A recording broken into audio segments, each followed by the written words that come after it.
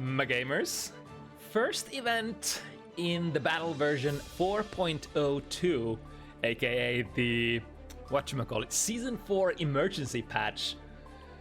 But on the other hand, the last event of 2024. That's right, the year is over soon, but the ride certainly doesn't stop here, and here's to hoping that 2025 will bring more frequent patching and hopefully more even playing grounds for everybody.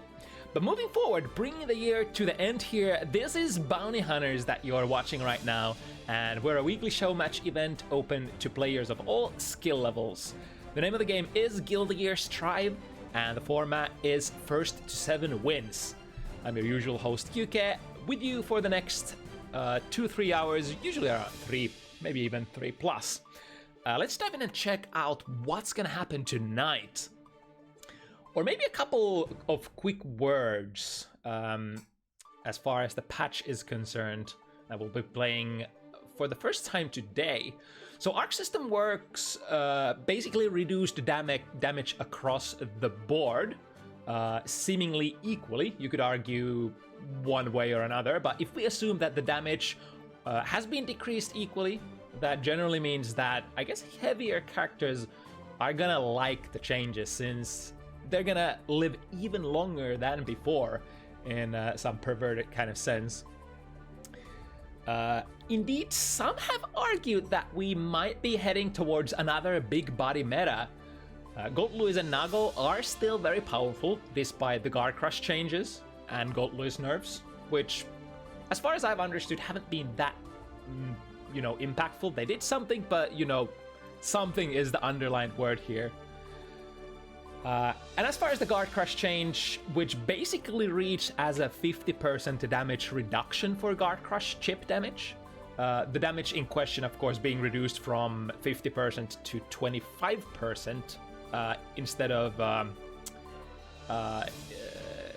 instead of the, or if we compare the 50% chip damage that Guard Crush used to cause, and now the 25% of the actual unblocked strikes cause the Guard Crushes cost. Oh my god, that's a mouthful. Anyway, the point is that Guard Crushes do way less chip damage now, and that is especially relevant for most big body characters, for they have a lot of stuff related to Guard Crushes. Good chance that for sure,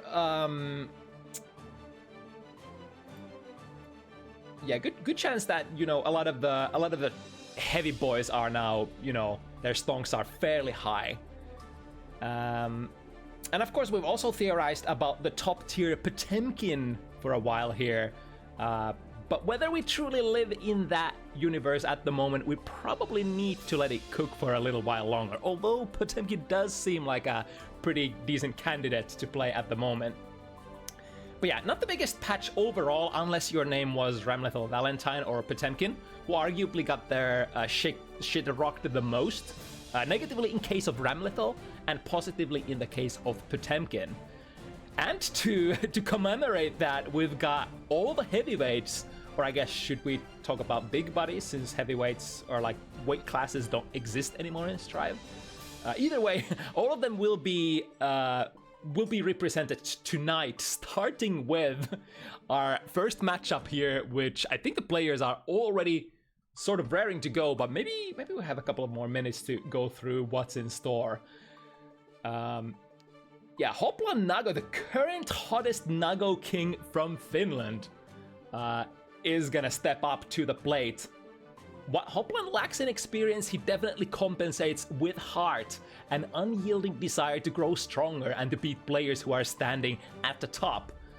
And yeah, just between you and me, Hoplan has been kinda wrecking people left and right recently, on a 3-game win streak currently on Bounty Hunters.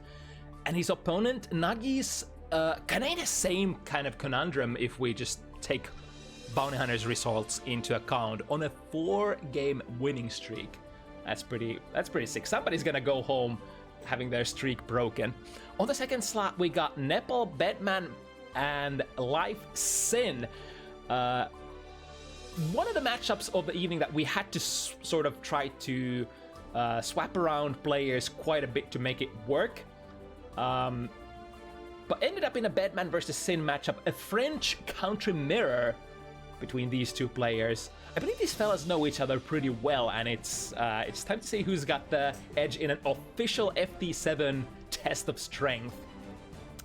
In the third matchup slot of the evening, we're gonna see the improved Testament. I think based on my own experience with... so the two changes off the top of my head. Grave Reaper's Hurt Box no longer extends, and... what's the other one? Curse lasts longer, yeah. Based on my own experience with Testament, this would probably make more difference in matchups where Testament already controls the pace of the match. So it would be like a win more option, kinda. I'm slightly on the in between whether like it's gonna actually make Testament higher on the tier list, but you know, stuff like that remains to be seen as well. In the fourth slot, Dotkar Ino is back after a very successful debut on Bounty Hunters previously, and funny enough, that match was versus Potemkin as well. And now we turn up the dial once more, and Dotkar will play versus one of the Finnish Potemkin aficionados, Dr. SPEC. I guess rumor has it that SPEC had some difficulties yesterday versus Ino on a different event front, so let's see how it's gonna go today. In the fifth slot, this is the other matchup that we had to swap around quite a bit. This will be East Coast NA to Spain connection, and it's so nice to see, you know, nice to get an opportunity to integrate North American players into our primarily European events whenever possible. Let's run this through. And then, you know, you got looming at the end some names that you've probably seen before. GuessingGame, KaitouDandy. I guess for me personally, Nyudu is slightly newer name, Asuka.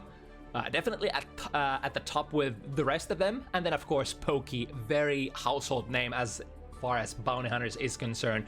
Yeah, you'll have to wait for those matches for a little longer, but now let's loop back to the first matchup of the evening. Where's the card? Here we go, because we have some pretty cards, very special cards for tonight for our quotations New Year event here. First match, Hoplan versus McNuggleton. Yeah, I guess it's fair to say two, you know, players we see quite a bit on Bounty Hunters. McNuggleton, of course, an OG from the beginning of time. You've seen this guy run a couple of different characters, but mostly Biken. I think mostly Biken, yeah.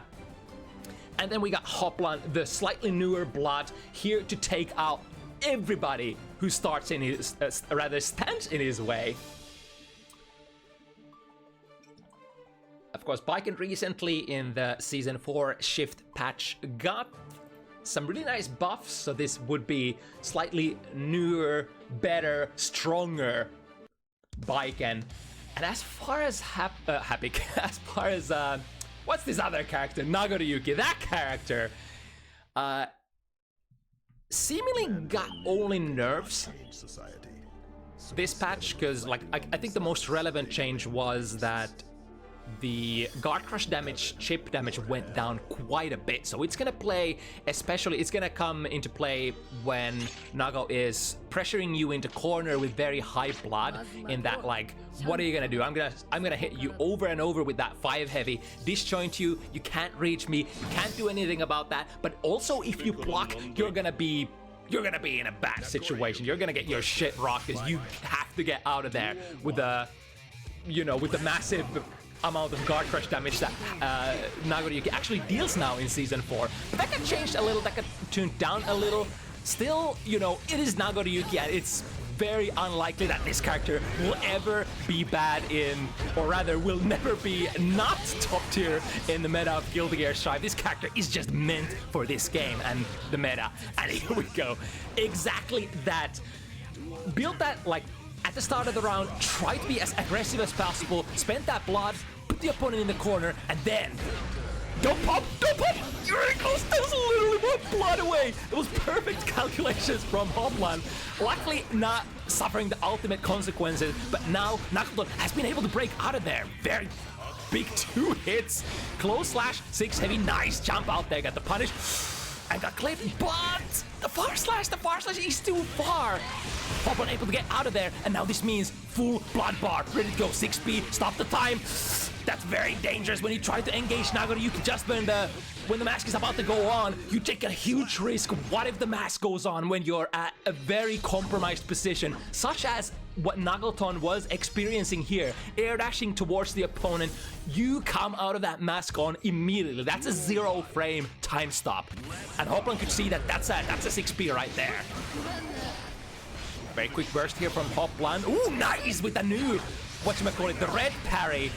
If we take a book out of Third Strike's repertoire, what that means that going with again. What that means is that that Baiken is now able to with this. I think this disjoints, right? No, that super just completely cleaves the Kabari here. Interesting. But yeah, anyway, Baiken is now able to perform that parry as a guard cancel of sort, or you can perform it during block stun, and if that finds prey, you're gonna get a slightly different kind of animation which you can dash cancel forward and get value out of that way. Combo here, and now one touch, get them down with the Tatami Man, and then with this pressure, the Escobar is, wait, the two BX are actually whiffing there. Was that because, oh man, Hoplan is gonna have a chance to run it back. However, wakes up with the 5B, which is the fastest button for our one-eyed, one-hand samurai here.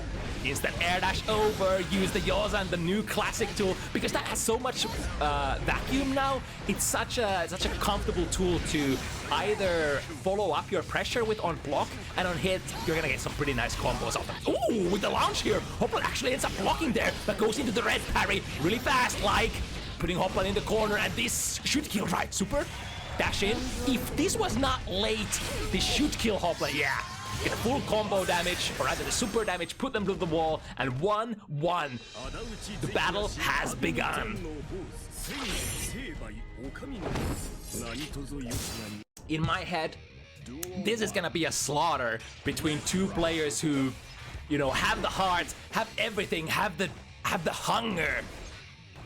Just kill every single opponent in their way. Instant air dash, jump slash, won't be able to find a anti-air here. It's of course super important. Ooh, that looked like it was not gonna cross, but it do. Hoplan choosing to spend the burst here. Keep McNuggleton in the corner. Too heavy goes under that far slash. And those far-reaching disjointed pokes that you can fire at very high blood levels are sort of susceptible against Baiken's too heavy that has some amount of low profiling qualities. Started with a bar slash, 9-framer, one of the fastest, or rather the fastest bar slash type that you have, juggling with that Escapari. However, look at that! Challenging there, that is plus! Trying to probably press a button again, but this time McNuggleton successfully checks. The improved physics there, afflicted by the tether, still holding them together. Hoplan does have 50 meter here to defend with, tries to swing with 6 speed, but whiff punished immediately by McNuggleton. Misses the combo into 6 heavy, and now is that gonna, the gun is gonna! Even though that, even though generally that, what do you call that, clone tends to erase a lot of projectiles, I think not as effective against, super projectiles for the most part. And I guess the gun super also just explodes immediately and would radiate around, so unless you would score a strike before the blast radius gets you, very hard super to maneuver around. I think after the Kabari heavy follow-up, chose to use 5k, which is it's slower than the button you have to bring in. I think you have to have like a 5-framer to punish it. Should find its mark. Ooh, with the tether as well. So how will this position change here? Is he gonna pull them back together? Yes, immediately. Or rather, a point-blank range here. Hoplan with the corner combo baits the reversal parry.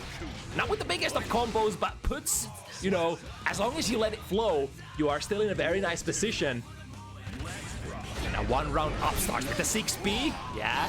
Even though that is a 6B and that's quite prorated, McNuggleton knows. Look at the damage! That's 2 hits from the full 3 level 3 blood gauge. Oh my god! That's 1, that's 2, and that's 3, and he's gone.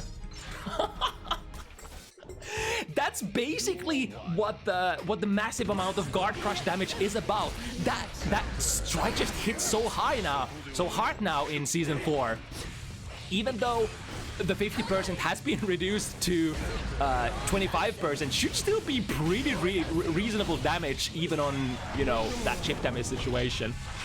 Now McNuggleton starting this round very successfully through the wall already. Opponent relatively high on blood, but Hoplan could potentially unleash at least 1 more special move. Bigly tricky there, advancing from the air. The extra overhead finds its mark and shoots Hoplan down, especially since Hoplan was pretty high on blood here, taking massive damage from every single one of those combos that Hoplan, or rather McNuggleton, could deliver. Wait, why did they Yosen whiff? Was that a purposefully whiff setup from McNuggleton so that the deflect shield move whiff? Was looking very interesting. Anyway, with the instant air dash once again, disengaging and engaging again, baits out the grounded poke. A lot of those grounded pokes for Nagoriyuki are pretty slow because they are strong. So if you pick your instant air dash timing perfectly, ooh, nice catch there! Hoplan with a full blood bar, ready to style here, and this, even through those couple of special moves that Hoplan spent, this should be basically full blood bar, ready to go on the next screen. And look at this, no tension for a reversal here. Deflect shield is available, however, Hoplan is pushing it. The BRC option select wasn't able to catch McNuggleton out of it initially, surprising actually. But then on the way out, Hoplan stays vigilant and doesn't let the prey run away from him. What? Hello? And into the right direction as well with the command dash. Blood burn. McNuggleton goes for a slightly slower button. I think that a Beyblade generally can be punished if you mash throw, although your risk is always, what if they frame trap perfectly? Nice life here for McNuggleton. Ooh, the 6B beats the far slash. And now, the blood burn, big reach here. This could be exactly what Hoplan needed. OTG blood pop will not be advantageous at all. Doesn't even need that 100 meter that McNuggleton had. Hoplan had a little bit of a oopsie there towards the end. And no longer do you have that, whatchamacallit, the sort of safety of popping in certain situations. Especially like, I think the air pops have been nerfed for this version especially. The 6B completely whips there, but so does the Yozan coming from such a high angle. Instant air dash jump slash my beloved. Smack them through the wall. This is maximum damage, level 3 blood. Bam! And now, even though Hoplan does have resources to do stuff, we are choosing to go for a very safe kind of plan. Stay away, use the escapade, use the disjoint of that move. And if your opponent tries to use basically tries to do anything, they are gonna get hit there. Ooh, through the far slash sequence again. McNuggleton has definitely practiced those, you know, the counterplay to do this kind of situation. However, here's, I think, the counterplay. You can throw off your timings of your strings in so many different ways, canceling into different things, not canceling at all, maybe even using, you know, meter. Just wait out the red parry. If that happens, Baiken is gonna take a big counter hit starter as a punishment. Bar slashes once again, red by tries to go for the instant air dash again. This time, Hoplan was ready to anti-air. However, the follow-up situation does not favor Hoplan at all. Now with the tether attached, we're gonna go through the wall. Hoplan 50 meter and almost a full burst in the tank. Ooh, the DP takes care of everything, the massive range, and now, guess for your life, this is a good guess, this is a valid guess, and it might be enough damage. Yes, indeed, McNuggleton builds up decent amount of momentum here very early to this set, breaking away from the 2-2 situation into a 4-2 situation. Now Hoplan is on the chase. Ooh, he's actually trying to throw there. Hoplan ends up getting a gold burst. McNuggleton answers with their own, and on the way down, the very delayed Yozan finds a counter hit into a big combo. Don't even need to spend tension if he counter hits like that. Look at that, that's a lot of damage. Although, arguably, I think that was with risk as well. Drop the combo, RC, yeah, I think Hoplan was probably worried about the red parry there, which McNuggleton has been representing so much. To the moon we go. I think this goes over. But the delay, or rather the RC drift forward, perfect. Because, you know, that super jump is kind of slow. So if you're anywhere around the near vicinity, you should be able to get the anti-air there. Hoplan inching forward to the other side, switching positions. And now we have 50 meter ready to go. One hit. Burns it on the overhead mix-up. However, Hoplan successfully procs everything. And now, McNuggleton backdash out of the bite. Goes for the cookie jar one too many times and pays with his life. McNuggleton blazing forward with the reads. Well, that actually does not kill yet. Yeah, Hoplan was on an empty blood bar. So that means basically on the big boy defense modifiers there. One more chance, but you know, McNuggleton once again plays the safe option. Escabari don't engage, and if they do something, if they do anything, well, it's their problem. Again, finds the red parry and the far slash lash. I think that's a kind of a tough situation as well, because how do you actually like RPS that? What if you go like far slash 5 heavy? Is that slow enough? To the other side, jumps. Ooh, jump heavy into frame trap Yozan. The jump heavy hits so up high in the air, and then transitioning into a special move for a big combo. But now, here we go. Nagoriyuki damage. We got the wall slump as well. Half of McNuggleton's life gone. And not even close to the 50 tension yet here to defend with. 100. How do we defend? Hoplan staying patient, perhaps saving that meter for when the time comes. Was that a bait? I think Hoplan, yeah, was in a neutral position, able to super the super here. And yeah, whether they super kills or not, we have an RC even after this fancy animation. Hoplan potentially mounting a comeback here. Nice whip punish there on the 2 heavy. Slightly expensive, as many Nagoriyuki sequences tend to be when you spend special moves. Lots of damage, here we go. Gets a 6 heavy ODG at the end as well, going under that 5B. Switching positions here would be big. Look at that damage, that's on a level 3 as well. However, Hoplan not scared, even a little scared. Goes for the close slash anti-air, swipes McNuggleton out of the sky. And reverses the momentum for now, but we need to ride it. We need to ride it even more to get to Hoplan's, or rather, McNuggleton's 5 points. Be very careful here.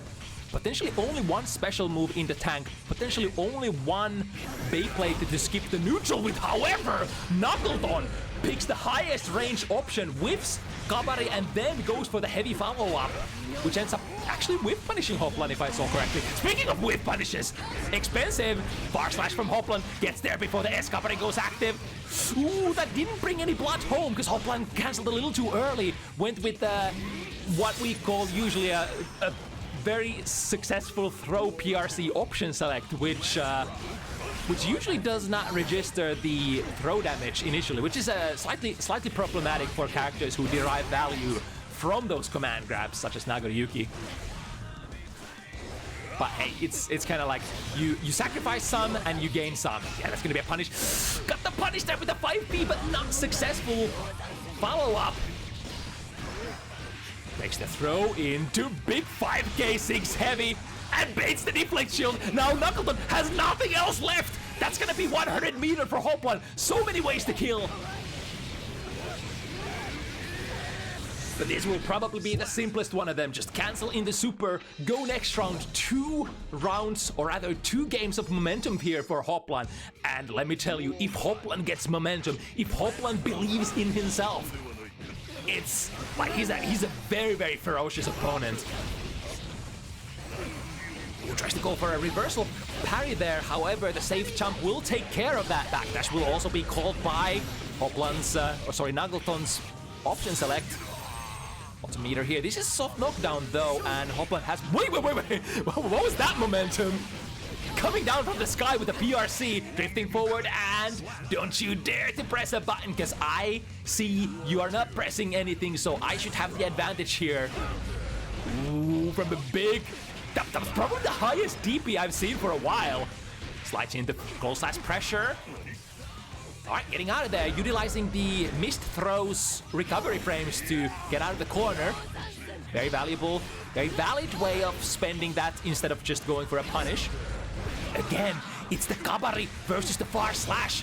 Far slash for Nagoriyuki. Very strange far slash, very slow, but very far reaching, and offers the, you know, kind of the, like the Rekka sequence that we know the far slash sequence as. McNuggleton is gonna get to that 50 meter, but meanwhile, Hoplan has 100 RC. Yep, get off me. Everybody's spending all their meter while the slow down jump, get the air throw out of the sky, and look at that with a very late 6P to the other direction, managed to land on wake up, and again, I think that should be very plus for Baiken here, landing from that cross up Yozan. Yet the spacing is perfect for the Nightless 5K. I think there's probably no button that Baiken could press that would, you know, contest that, what is it, 7-frame startup that the 5K has for Nagoriyuki. An instant burn here. Hoplan not falling into the bait. Has to go for it now and gets massive value out of the too heavy. Actually cleases. Misses the combo. It doesn't matter. Hoplan gets the far slash. Blood is coming back. In fact, we have so much blood. Now Hoplan only needs to touch, but still a chance. Tries to go for a Beyblade, but the frame trap delayed. Delayed chain there prevents Hoplan from burning any of that blood, and that was exactly what McNuggleton has to do. You can't let, in that situation, let Hoplan go back to neutral, and with all of those blood options available. But now, high blood, hold them in the corner. What's your play, McNuggleton? This is the place where so many of us fold. And it's understandable, 6 heavy, that's not gonna kill, right, please? Yeah, not quite. I was praying there for my own sanity. Here comes Hoplan with a potential, McNuggleton with a potential comeback. Ooh, frame tapped into the blue wild assault. It is quite prorated, so, as well as the corner, or rather the wall has taken quite a bit of damage, so won't be able to cash out with the biggest of numbers. Now Hoplan, ooh, this time the bait finds its mark. Hoplan wanted to play that round still, had so many resources left, and potentially a superior situation if we get that burst off. So understandable, wanting to play more there. 6B works against those Escapade cancels for sure. Some say even reactable if you're looking for it, but who knows? No anti-air this time. Hoplan instead chooses to challenge. Look at that range again, that Nightless 5K range, where you probably don't even have to go for the anti-air, just, you know, play yourself at the perfect distance. Ooh, even after whipping that heavy company follow-up, McNuggleton at a advantageous frame situation, but now Hoplan doesn't quite get the reversal and was out of distance as well. I think you can only do that if the super would whiff anyway, so McNuggleton had a very nice spacing there, able to drift backwards and put Hoplan in. We thought would put Hoplan in a difficult situation, but was that a throw on something forward moving? Like 6K, or I closed my eyes for a second. And then Hoplan just finds the way out. But this is basically Hoplan's last try. McNuggleton is on 6 points, so Hoplan can't let this round go, lest it is all over. Here comes McNuggleton with 75 meter. Hoplan finds the anti-air. Very close to that 50 meter as well. This is an RPS win. We made McNuggleton use the 50 meter. Oh, but here comes the red parry once again. Is that in recovery? I think that's in recovery, right? So Hoplan is gonna get a little bit of a relief here in terms of blood. Will be able to spend at least one special move, maybe even two. Spends one. Ooh, frame trap into 6 heavy. Chip damage range is low. Look at that, the perfect spacing. We were talking about the low profiling properties as too heavy earlier. However, if you don't get there, if you're not close enough, you will eventually come out of those low profile frames if you don't manage to find the mark. And now Hoplan trading favorably, keeping the opponent in the corner. Immediate burst from McNuggleton. Wants to get out of there. Chooses a very fast button to challenge air to air there with that jump B. And Hoplan perhaps in a tricky situation, or perhaps this is just what the doctor ordered. We have the range, we have the chip damage. Nice super jump over the fireball function.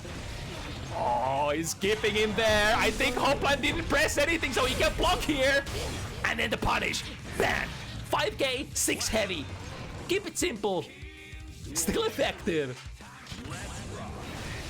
Hoplan with the second hit of the overhead DP.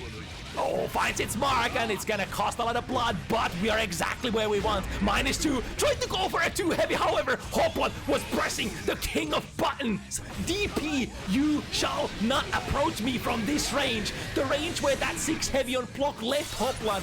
It is -2, however, it does not matter if you don't have the button to challenge Nagoriyuki. And the first set of the evening finds we find ourselves in a 6-6 situation. I knew it. I knew it. I didn't even have to write the script, and I knew it. It was gonna be close. These two guys are gonna go into distance as prophesized in my dreams. McNuggleton with the momentum early on. Far slash, able to get the backdash there from Hoplan. Hoplan blazing forward, spending blood. Trying to cover the distance. 6B, very nice 6B. 6B, Abara is very strong if you think that Viken is gonna cancel in that Kabari, especially the S Kabari. But that looks really tough the first round here. It is Nagoriyuki though, and we have resources. Just slides in there. Look at that blood. No problems here. In a previous patch, that would have baited it. But with the new global blue burst, nice deflect shield. What was that, backdash? Or did Hoplan actually go for the bite too early? I think there was a backdash into a punish by McNuggleton. So now advantage on the next round. However, here's the big DP starter. We saw that once earlier. Slide in there with the clone, which I think is a counterplay against the reversal parry. Because it is a projectile as far as I know. Punish there, 5B. Ooh, again this 6B hits through though. Switch sides, and Hoplan has a chance to cash out. He does. Needs this round and needs to survive. Needs 2 in a row. But look at these resources. McNuggleton 75 and almost full blue burst. Would definitely like to take that blue burst into the next round, and that is exactly what's gonna happen here. All resources available for McNuggleton and almost everything for Hoplan. However, nice, gets a move finish there with the use of deflect shield. Exact how the doctor ordered, exactly how we use that tool. Now from big counter, look at that damage. 1-5 heavy, level 3 blood. Both players have to tread carefully, although I'm not sure if careful is in the dictionary of Hoplan. He comes back from that 2-5 position. He is cracked as he is jacked. Hoplan, the Alepa superstar, once again. Against all odds, he's just taking out players left and right, players that are deemed stronger than him, but perhaps he's surpassed them all already. The young prodigy, once again to provide us with entertainment. What a start of a set once again, or an event once again. Let me tell you, it's always the first set. It's been like this for like a month in a row now. The first set is always the hypest. That's why I'm torturing myself. Put the hypest set in the #1 slot so that you spend all of your juices getting super hyped, and then you have to make through the rest of the event. Luckily, many of our events, or rather our matchups today, are gonna be pretty hype. And here's another one. So Leif Sin making a comeback. Time for QK to get hyped, for Sin is in the house.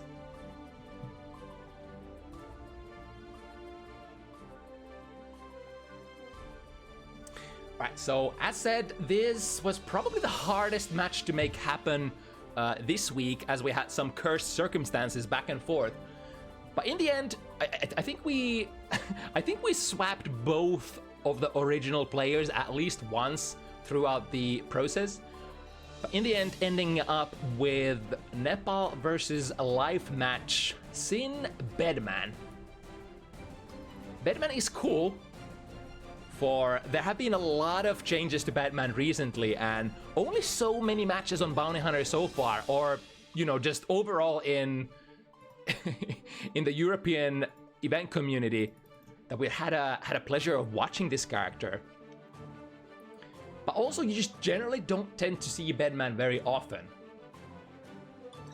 Two very different kinds of characters. Bedman is more about the guard crush loop, more about the pressure, is kind of, in my mind, very similar to Testament, where you're usually starting from far away. You first enable the first step of your game plan, whereas Testament would be getting a curse. Bedman would be getting an error rolling, so that if you engage your opponent after that, good things are gonna happen from that pressure sequence. Without that error though, unless you spend meter to force it, it's kind of hard for Bedman to get those win conditions fulfilled, so to speak.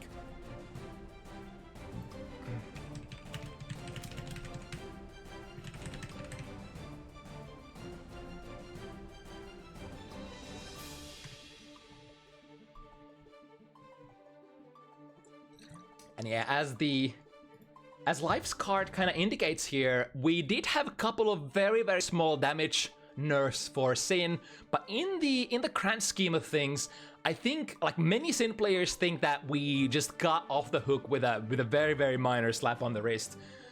The nerf on your close range damage through DP, it's kind of whatever. You still have like your two stamina burns from like S buttons are still half of your opponent's health. I was actually surprised that they chose to nerf Sin's close range conversions and not the far range conversions. I personally thought that, you know, combo starting from like far slash, spending 2 stamina and then the overdrive, those were the problematic conversions. Although I guess to a certain extent the Tyrant barrel damage nerf also kinda addresses that, but even without the super, those 2 stamina burn combos would usually be half of your opponent's health anyway, so go figure. I guess what they wanted to do is they want to maintain the stance that the more stamina you burn, the more damage you will also do with Sin Kisk. In that case, it would kind of make sense.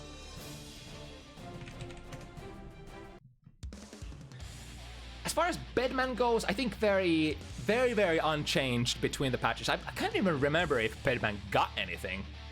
But yeah, these are 2 of the characters who basically got off the hook pretty easily. And Sin sort of being one of the more durable boys. Like Sin got a EHP upgrade between the Season 3 and Season 4 switch. And now that the damage is going down all over the board, that, you know, that EHP is gonna translate to even more opportunities to play. And you know this character, Sinkiz, you don't usually want to let him play, and the more he gets to play, the more he gets opportunities to regain stamina. And when you reach 2 stamina, he has some of his more, you know, explosive combos ready to go. 2 stamina Sin is so dangerous. However, if you score hits like, you know, jump, heavy counter hit, maybe you get a combo that doesn't spend stamina at all. Those are some of the most beloved combos when you can route into, you know, destructive combos that cost no stamina whatsoever. But now, Leif, put in the corner. The most important thing here is to not get caught in the guard crush loop, so to say. Here we go. We got the explosion coming from the error. And able to get the super cash out as well. Leif is very stacked on resources. Deflect Shield is available. RTL is available. And DP is available. Oh, the Beyblade stops Leif actually instant air dashing out of the corner. Rather, I think caught the jump start up there. Perhaps 6B goes online faster than that White Wild Assault, was that? Interesting. That White Wild Assault must have been charged in that case. With the empty low, drops Leif to, ooh, that's a counter hit, so we have quite a lot of different options that we could do here. From a counter hit, Beak 1-2, you can link, for example, Tyrant Barrel immediately, but if you have the stamina, you can also, you know, Command dash into stop. Activating the install here before breaking the wall. I think no problem for Nepal. We need to get the... So the install support doesn't necessarily do much unless you have an error already rolling. Ooh, trying to go for a burst there. In the sky is the variant of the gold kind. Ooh, no! The TP actually ends up whiffing. And that's a whiff punish on Nepal's part. So if that TP would have landed on block, it's usually considered safe because you can either create a frame trap between the hits, and even then, if the opponent blocks the super second part, no problem, can't be punished. But the most ill-advised situation, completely missing the Tyrant Barrel. An opponent, of course, gives no remorse, goes in for the kill. Again, in this situation where we have spent most of our stamina. So now what Leif needs to do is either wait for his turn, yeah, which we can perhaps procure with our beloved tool DP. Overhead RC, yep. Let's see if Nepal wants to go for the burst. Yes, indeed, that could have probably led into a wall break. It's a very efficient use of burst meter, burst gauge here. Ooh, is that too high? No.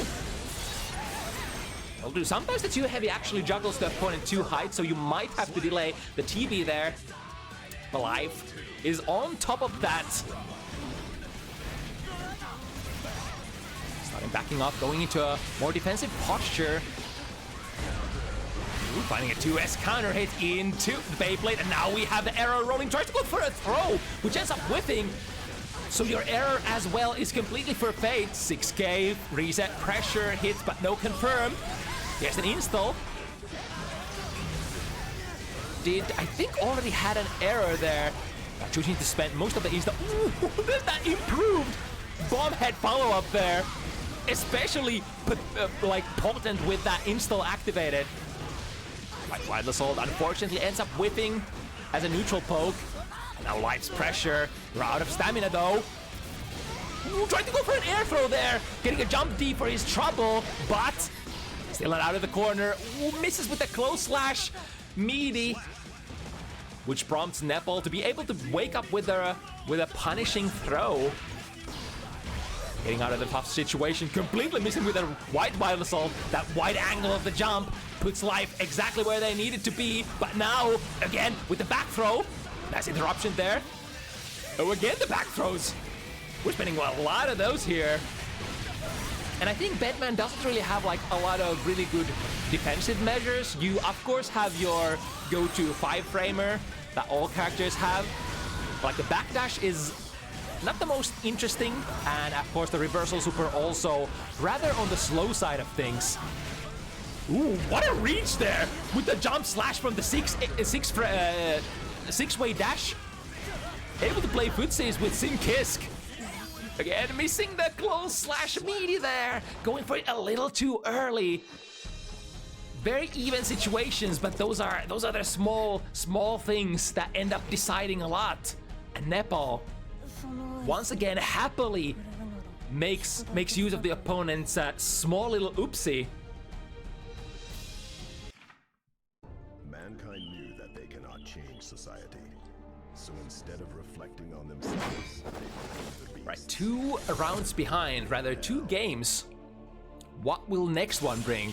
I feel like Leif has been very successfully pushing his offense, you know, getting in that offensive pressure situation often enough to, you know, bring the games home. It's been the finishing touch, especially those meaty misses that have plagued Leif so far. Instant air dash into pressure situation we can spend. 2 stamina, and you can definitely make your dreams come true from that hoop stomp now instead of having to burn 50 meter. But now Nepal's pressure. After it's too heavy, if you don't cancel into anything, you're quite minus. Speaking of being minus here, Leif going into the maximum BMB combo. Saving the burst for overhead conversion. One more hit, what's it gonna be? OTG close slash into more close slash pressure. YRC plus 10. Not gonna do a back throw this time, so we're gonna have to push Leif towards the mid screen. which gives, yeah, a lot of real estate for Leif to escape to. Oh my god, neutral position too heavy.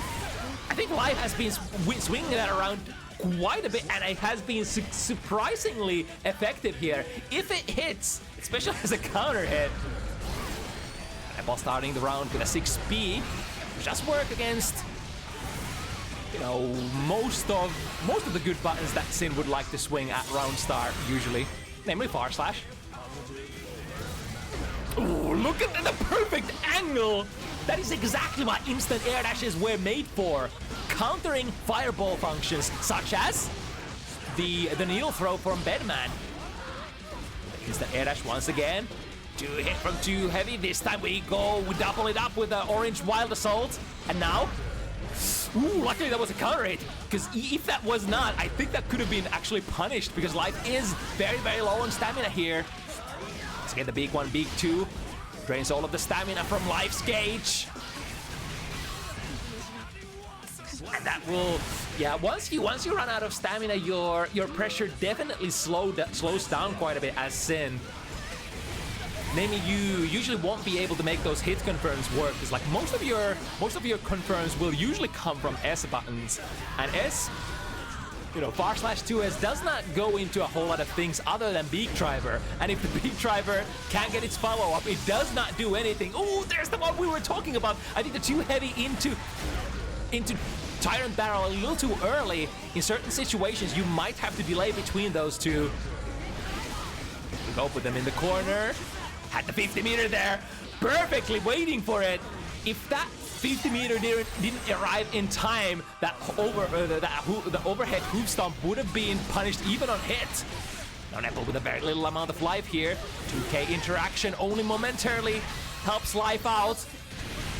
Ooh, the BRC just sees a glimpse of doom before Leif's eyes for I think the error was already about to resolve there, so there really was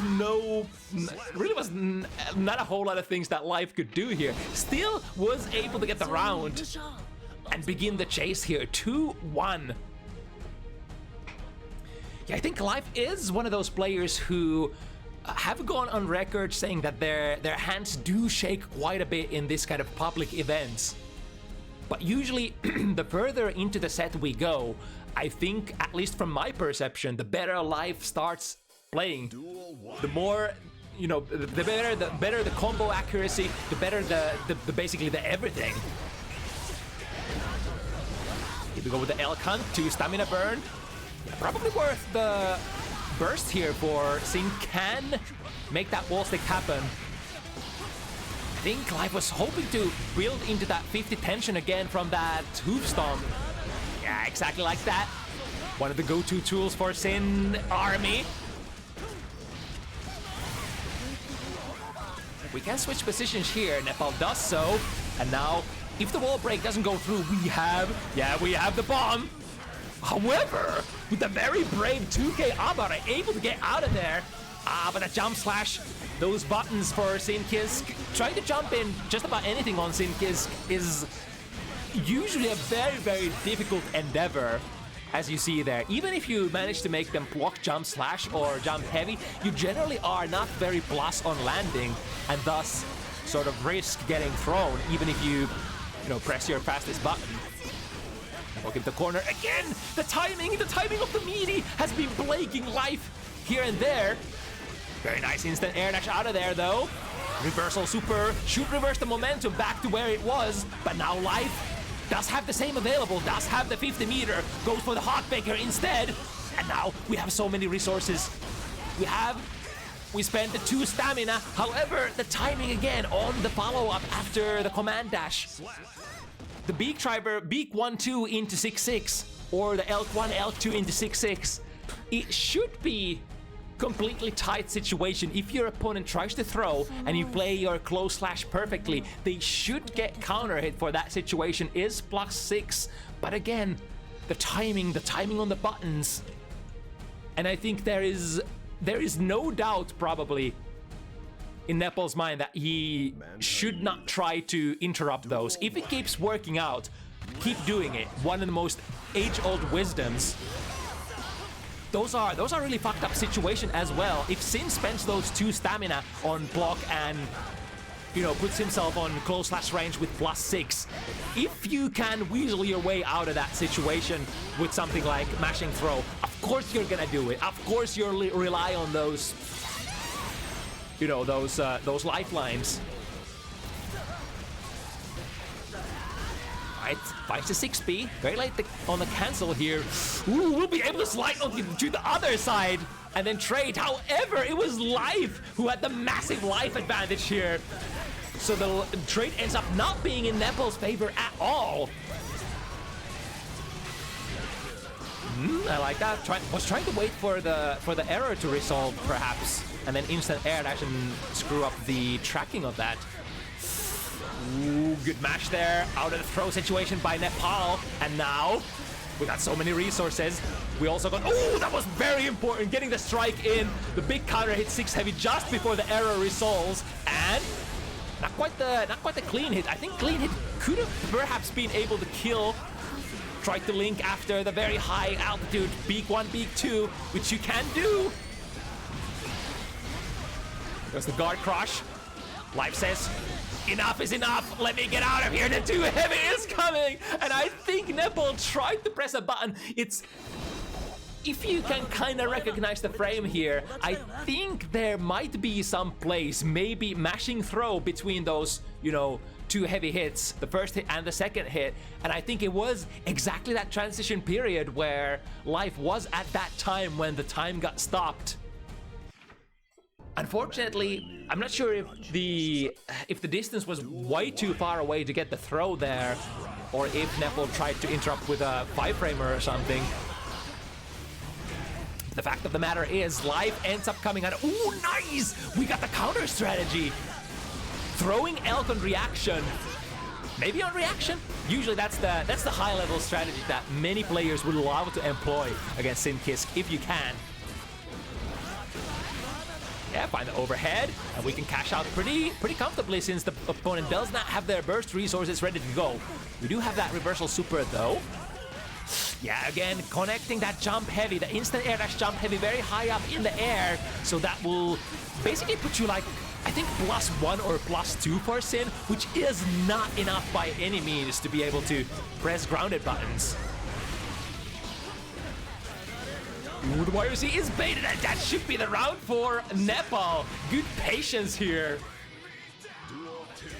Knowing that the opponent likes to rotate between the option. Ooh, that was a fully charged white wild assault, getting a very decent conversion, and most importantly, the error, which Nepal did use here. The trade, I think the trade does not give you an error if you trade into that malfunction, which is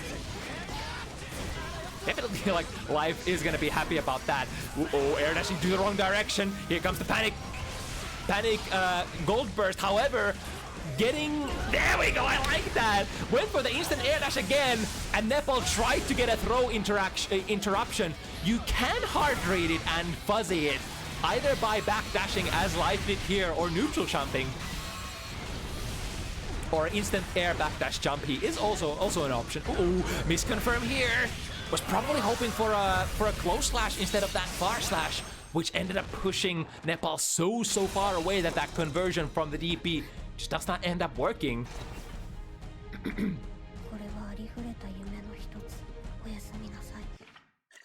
But the set is still relatively young. There's a lot of things that can still happen.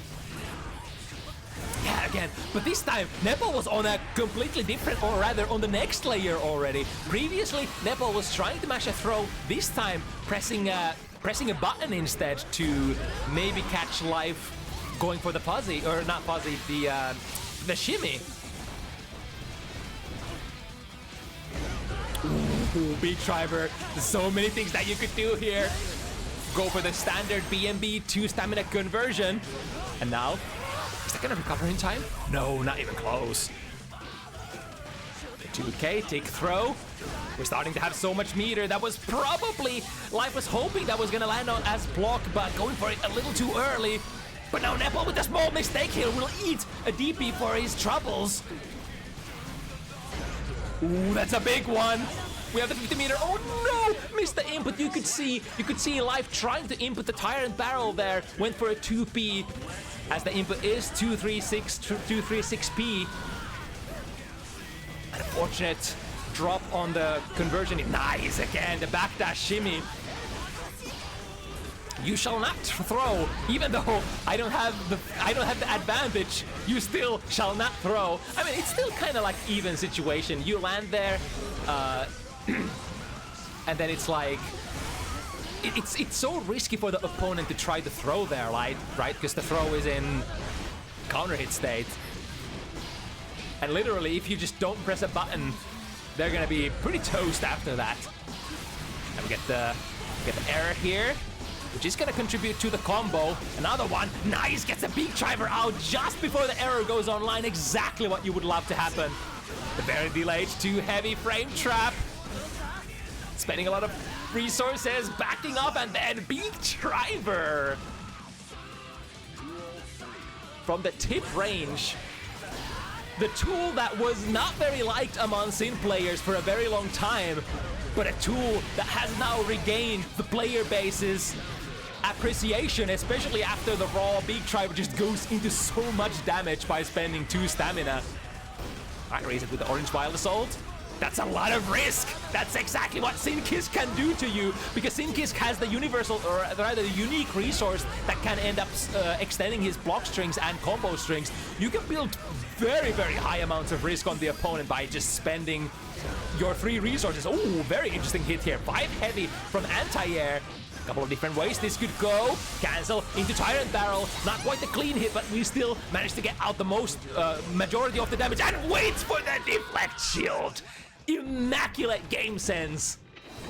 Knew that. I think Nepal did not have any other defensive resources there ready to go. Therefore, I think Leif determined that it has to be the deflect shield or nothing. So it's a basic 50-50. Am I just gonna wait for it? Wait for a couple seconds. If it doesn't come out, okay, then my delayed meaty will probably take care of it. Starting with deep. Oh, goes for a hard bait there on the burst. Nepal not quite ready to burst. I feel like Leif was baiting that one too, but didn't bait it for long enough. Didn't commit to it. Either way, the bursts are both out of the picture here, but so is Leif's stamina. We're gonna have to try to. Ooh, that's a punish. Yep. Nepal is very vigilant and knows. Was hoping to be able to build up to 50 stamina before that, so that the special cancels would lead into more pressure and or combo. There we go, and if we don't drop, there should be a kill here. DP into, yes indeed, enough damage. Even though the damage of that DP was reduced just a tiny bit in the newest patch, it does not make a whole lot of difference here.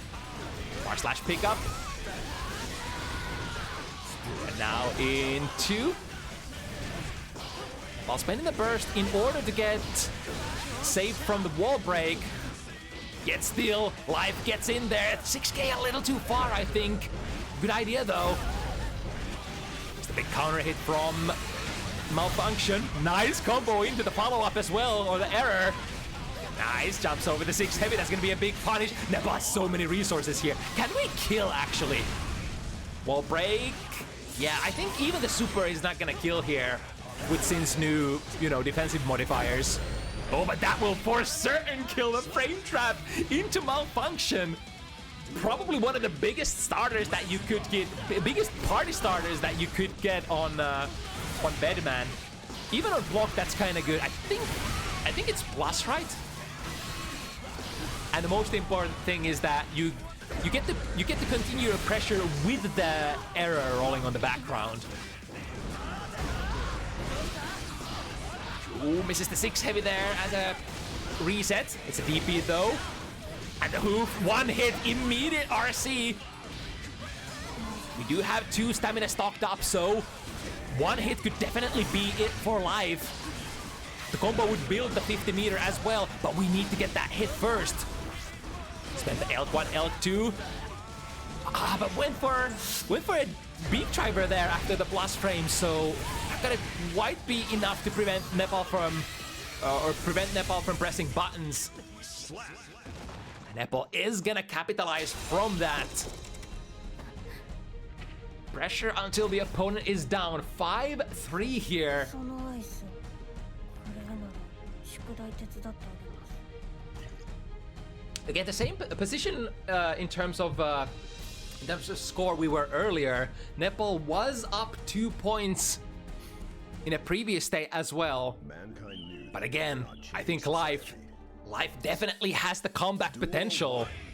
Leif is that kind of player. The further the set draws, the more empowered he gets. Ooh, again, it doesn't matter. Jump K, instant air dash, jump K, jump slash jump. Heavy. All of them. Very, very minorly advantageous. Oh, we got the jump D shenanigans here. The arrow is gonna break the wall prematurely, so preventing Nepal from getting the heart knockdown. But that just means we're gonna have that meter for the next situation. Uses the first one in a defensive manner. Again, the overhead hoop stomp finds its mark. Very close to 50 meter. Deflect shield will buy Nepal a little bit of real estate here. YRC back. Ooh, immediate orange wild assault will be able to get Leif a decent combo. Oh my god, look at that throw against the Elkant again. Elkant so slow and advancing on the ground, making Sin very vulnerable to throws if the opponent is very vigilant. A very clear startup on that move as well.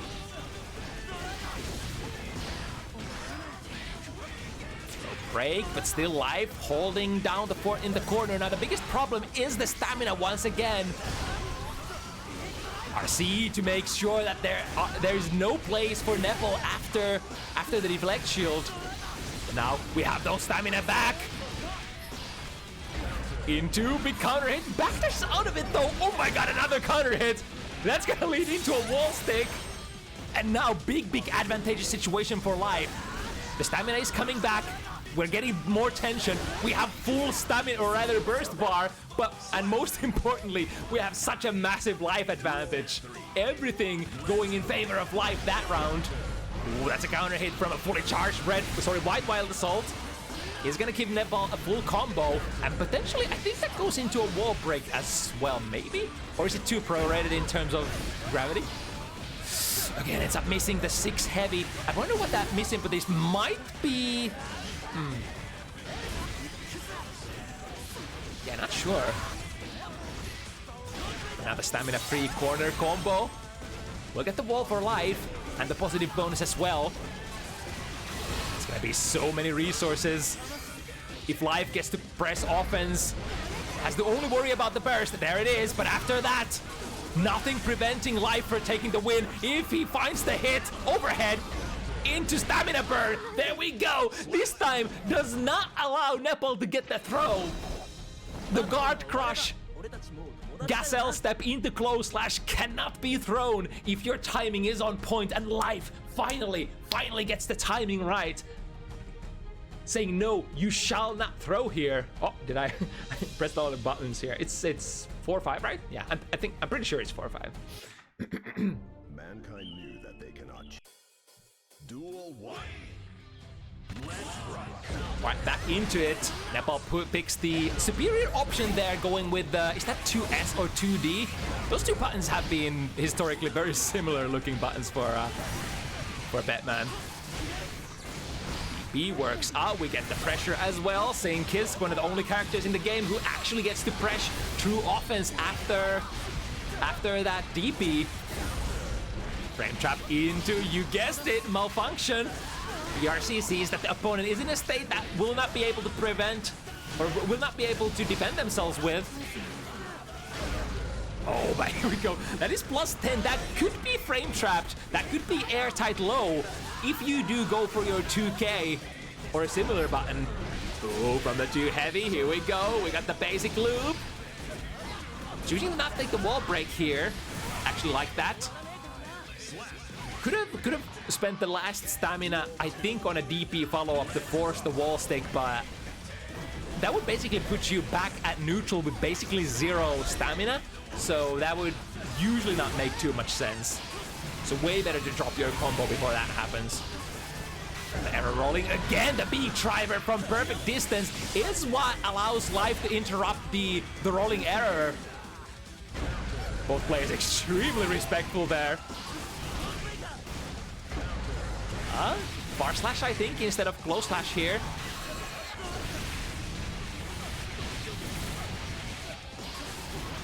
The error going to the jump D, and the error should take care of the wall break as well. So Nepal advancing into the very, very advantageous 6 points. It doesn't even matter that much how many points your opponent has at this point, because like you have the or was it 7 already? Was it 7?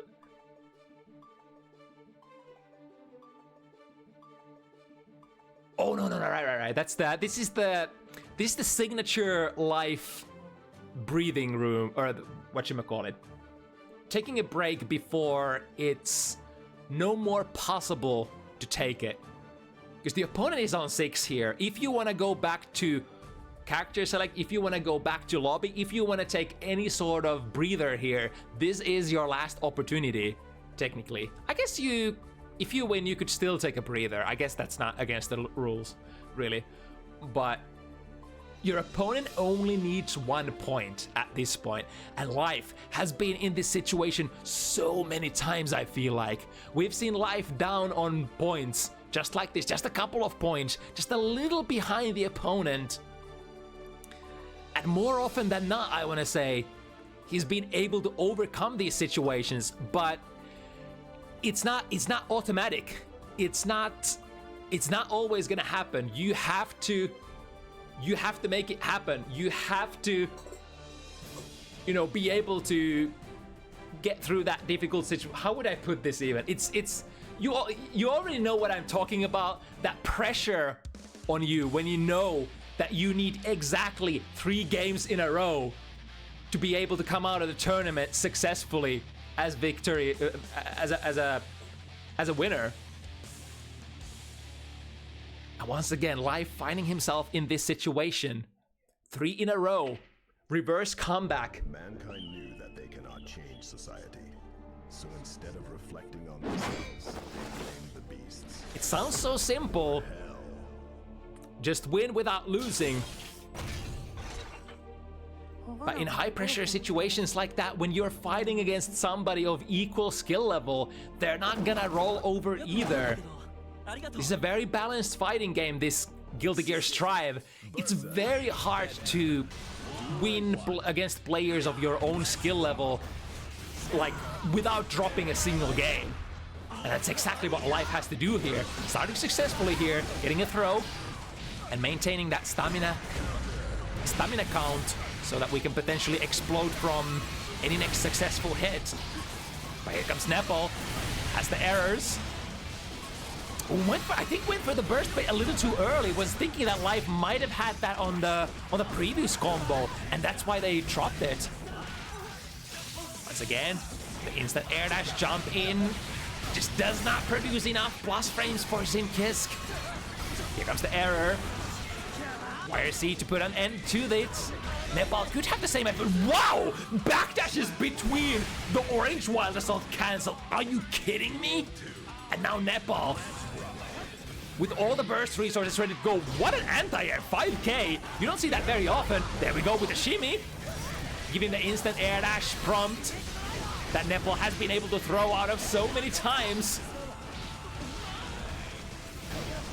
The reversal DP does not work out. At least the opponent did pick slightly lesser damaging combo starter. Ooh, this is gonna interrupt.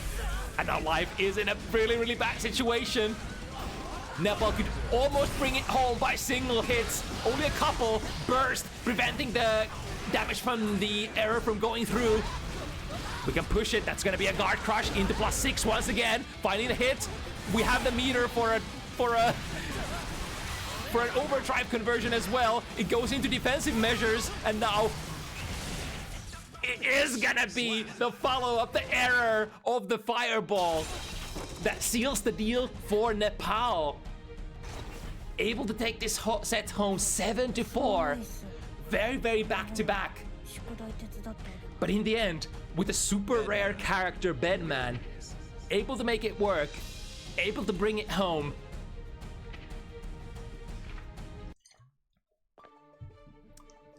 Very nice.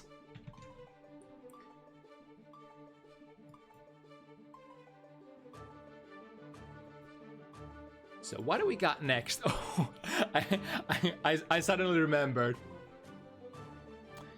Let's see. So SPEC needs a little bit of extra delay. Write that down. But before SPEC's match, we are gonna have this one.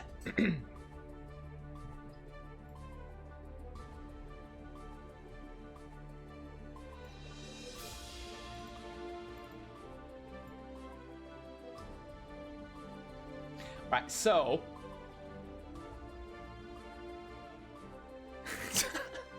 I'm trying to not crack. It's just so good. It's not even that Mob was gonna know that that was gonna be the picture. It's just the text in the player card. How do you pronounce that in French again? I practiced it for so long by listening to a Google Translate example. Is that like le disjoint? It's just so funny. It's so funny that it's the newly changed Grave Reaper that ends up being the picture there. Alternate is just comical genius, I want to say, making these cards.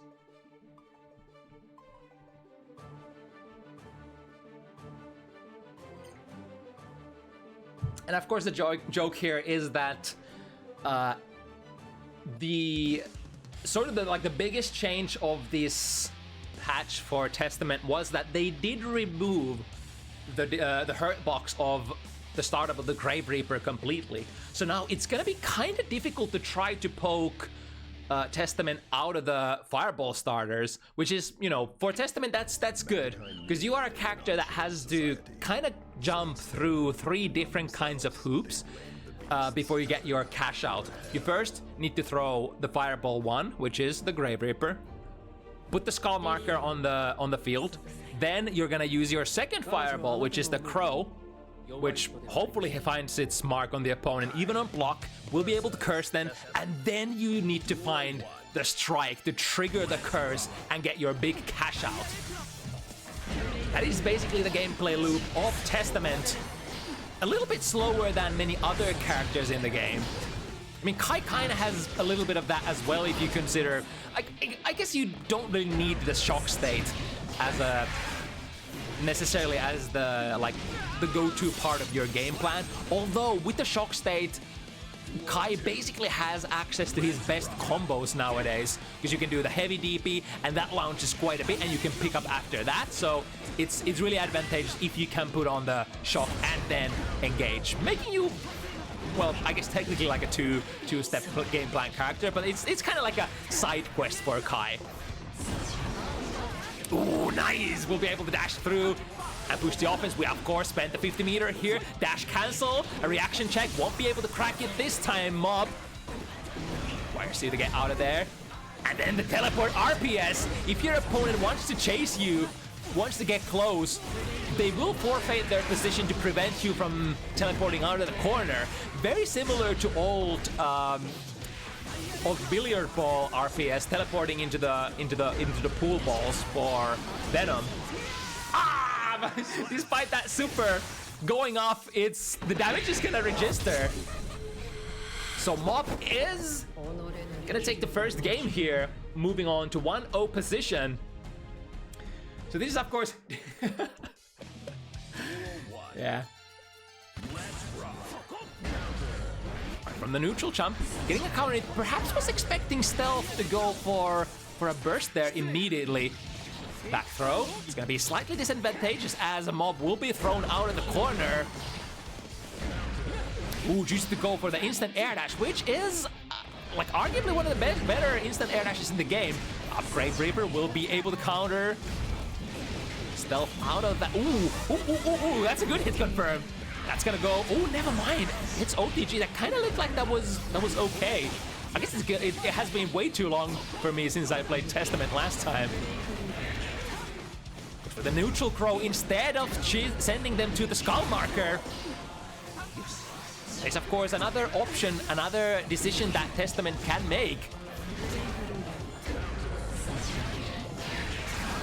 There we go, send the crow, and then send the Arbiter sign as well. And if your opponent is cursed, the Arbiter sign will, I guess, in one hand, unfortunately consume the cursed state, but on the other hand will also provide you with a couple of frames of frame advantage after the Arbiter sign.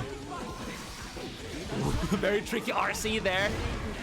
Doesn't get Mob punished too badly. Ooh, that's a big one. We'll be able to smack the curse state off of themselves, as well as push Testament towards the corner. 10 out of with punish. Doesn't quite get it. From the throw, we need one more charge. Stun edge. We'll put with the charge state, as well as lots of frame advantage on Kai's side. Couple of frame kills into nothing. Was probably expecting a DP here, perhaps.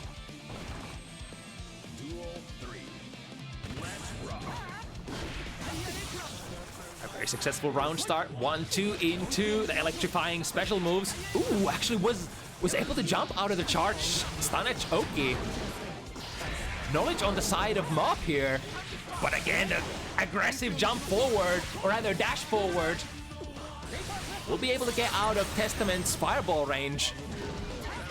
Ah, nice, it's a nice whiff punish. I think that was not a true punish there, but Mob tried to swing another 2 heavy after that previous 2 heavy, a button that is very disjointed, so if your opponent tries to poke at you at that, you know, ground distance, it should be able to beat most buttons. But of course, being a heavy button, it also has a lot of recovery. It's one of the more whiff punishable buttons in the game, if I recall correctly. I might remember the frame advantage wrong, or frame data wrong. Ooh, that was a really good position for Stealth to try to take like a close slash anti-air. But alas, oh, that was a throw.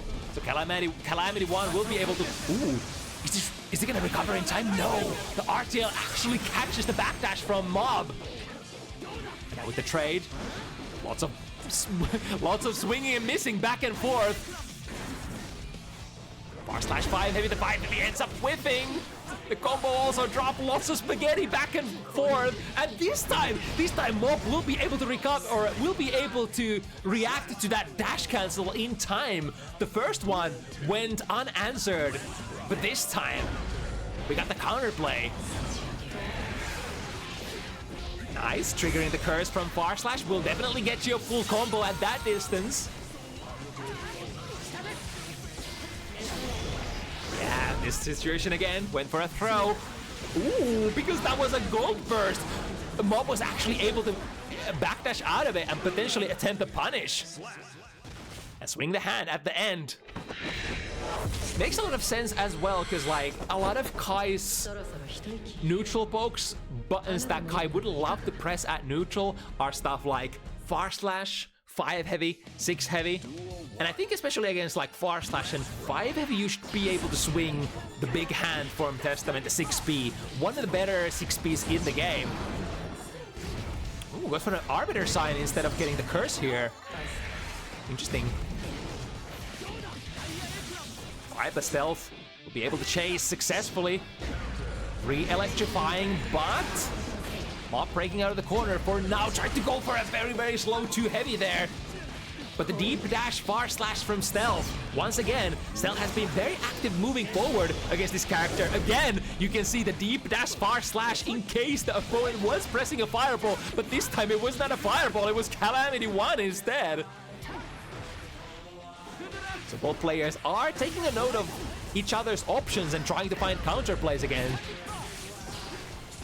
There we go, this time the throw is successful and the OTG is there as well to take care of the unfortunate occasion where you might have thrown your opponent out of the corner and not have the OTG kill. Right, teleporting into the marker instead of sending the bird. You kind of have to mix it up as Testament a little, because like if your opponent knows exactly what fireball you're throwing next or what option you're gonna play next, so like between Are you gonna throw another Grave Reaper? Are you gonna throw Crow? Are you gonna throw one of your Hungry Hippos? If they know, is this a safe jump though? It is not a safe jump, but technically if you don't press a button, you can of course block in the air, and that's exactly gonna be what gives Mob the punish here. That's kind of sneaky. A lot of characters who, you know, have like a fake safe jump situation against characters with, like, for example, 6 frame or rather 9 frame 6Ps or 9 frame DPs. You can't really safe jump them, but you can attempt to kind of bamboozle them into thinking that you are gonna safe jump and then just press nothing. Again, the aggressive dash forward, perfect for stealth. And yeah, there we go. If you don't use those fireballs that can prevent your opponent from advancing, such as the Grave Reaper, sometimes that might call you to Grave Reaper after a Grave Reaper, even though that's not kind of not what you want to do usually. Usually the sequence is Grave Reaper first, Crow second, and then strikes. But that's a very predictable formula. So sometimes you might want to mix it up and throw like Grave Reaper, or like Grave Reaper into something else, teleport, relocate, what have you. So we're gonna get a disconnection here.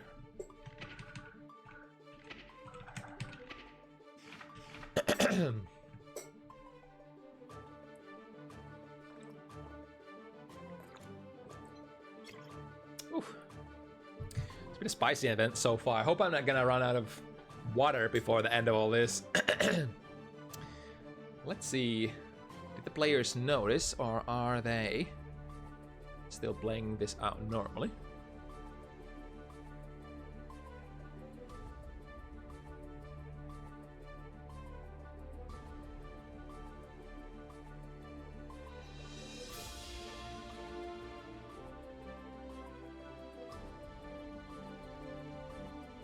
It looks like this is going to be a normal game. So it means we're going to lose 1 game worth of footage here. Fear not, we are heading back on the next one, calling players back to the lobby, and then jumping back in again.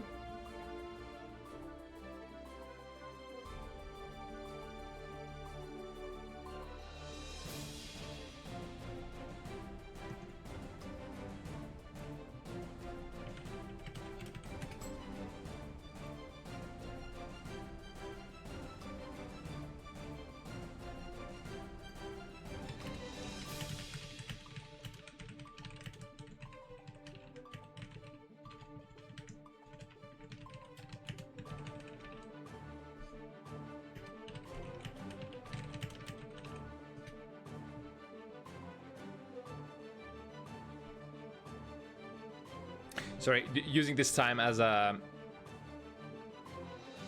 opportunity to do a little bit of TOing, because we probably gotta switch up the order of the matches moving forward. Because I think SPEC said that they can't play next, so they need to stall. But then also on the next pair, I think Metadona is not gonna be able to be ready in time. That would mean we're probably gonna. So let's not to stealth took the win here. Put this back to rematch. And it should be stealth to mob 3.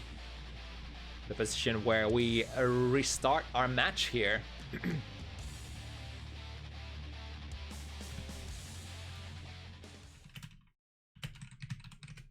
Mankind knew that. Duel 1.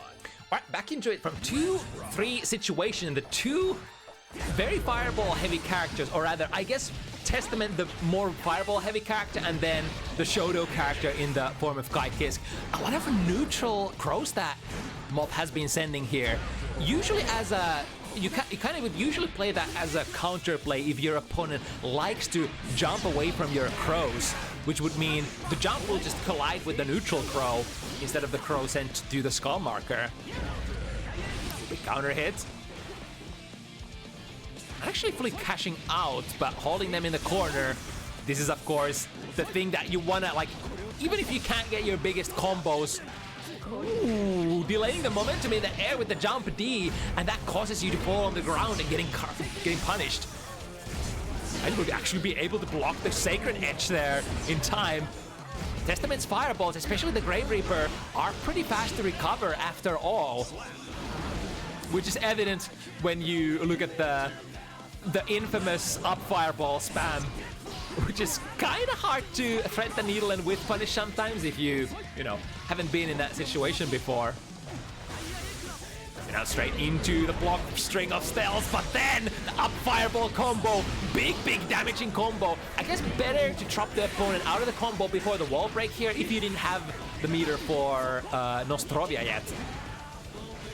Oh, nice whiff punish on the 6P. Gotta be very careful, those 6Ps are now universal recovery, so all of them have around, how much, 21 frame-ish, 22 frame-ish recovery now, something like that.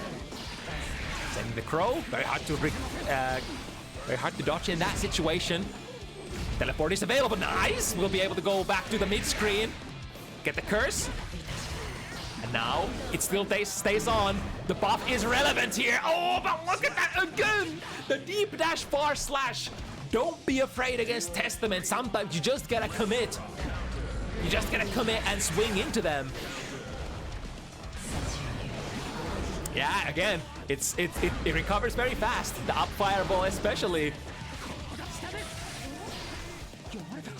Ooh, both players actually whipping the throw here, but that's gonna cause Stealth to get the punish here because he was the first at initiating the situation. And from a nice shimmy, big combo, teleport out of the corner, then base stop immediately goes into his 6 heavy. Counter hit confirm, Nostrovia. We're gonna break the wall, hard knockdown, and we have the curse here as well. Safe jump, not quite working out for Mob this time. Using the special move, PRC, using it as a makeshift command dash, perhaps. Stealth, bring this match 3 points even. Mob with a very successful start to this set. And getting, I think it was like 3-1, 3-0 at one point. Isn't the score 4-2? Is it? It could be if the players should probably know. I'm gonna trust because like the players are the one who are looking at the scores, even though the score screen got, you know, broken in the middle of that. But I probably put a point in somebody's wrong. Or on somebody's account that wasn't supposed to have it. Wait. Are seeing before the arbiter sign goes online, so going for the overhead fake straight into the low arbiter. This is a very fancy play, but very expensive play that you usually only see at the end of the rounds. Yeah, it's gonna be a big counter hit. Stealth from the close slash counter hit combo, wanting to spend even more, but missing the follow-up there. Mob still contained in the corner and then goes for the Grave Reaper, the big Le Disjoint. The Disjoint that now like potentially cannot be challenged by as many characters as in the past. RC follows the Stun Dipper. Classic sequence, no matter the Guilty Gear game. Ooh, and after the throat break, I think the far slash of Kai's is at least 1 frame faster than Testament's. I kind of forgot. Testament has the like very far slash type, which starts up slightly slower than many others, but it's a far slash that's all generally like impossible almost to challenge at the range where it's at its best. Yeah, like that, for example. Ooh, we'll be able to hold back for block here. Nostrovia, this should get the wall break. Oh, never mind, actually. Not close enough to the corner this time.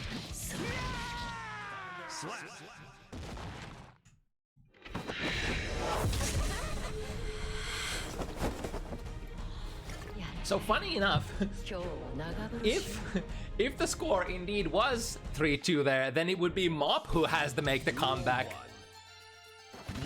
Which, looking like it's gonna be starting here. dash cancel once again. We'll be able to throw break out of it. You'd have to be really on point with those reactions if you want to get a like an interrupting throw that does not get throw broken by the player who dash cancel. A little bit too close. The archetypical problem.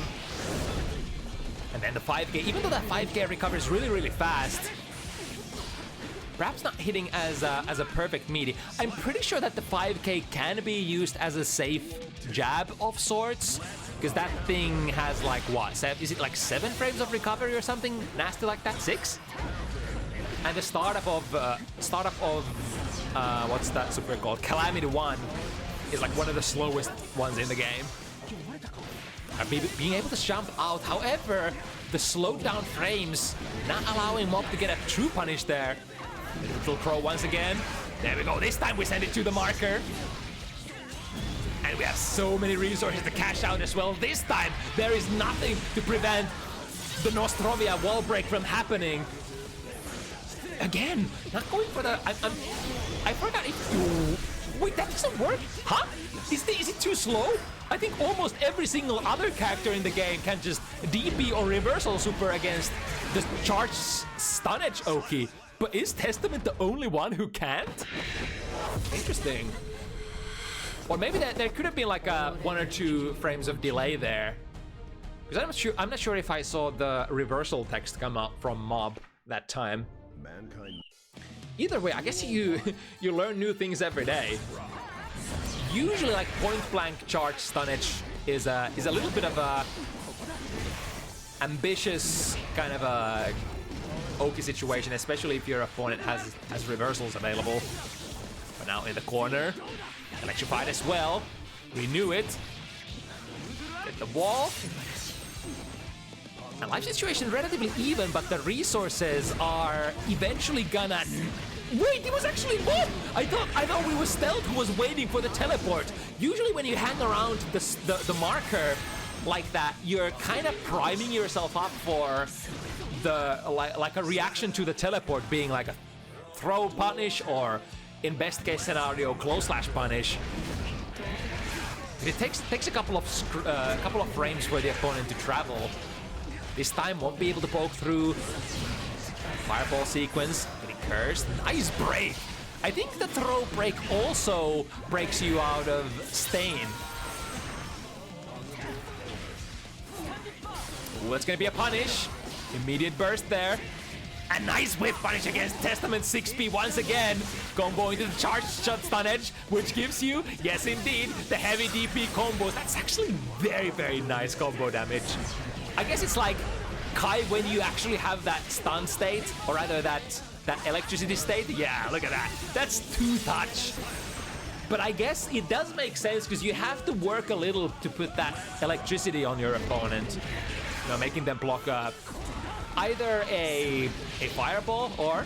Ooh, speaking of throws and the curses, Mob was able to make use of one of the newer buffs where getting a throw actually triggers the Stain, allowing you to get a better combo. Stain again. Oh, okay, I understand.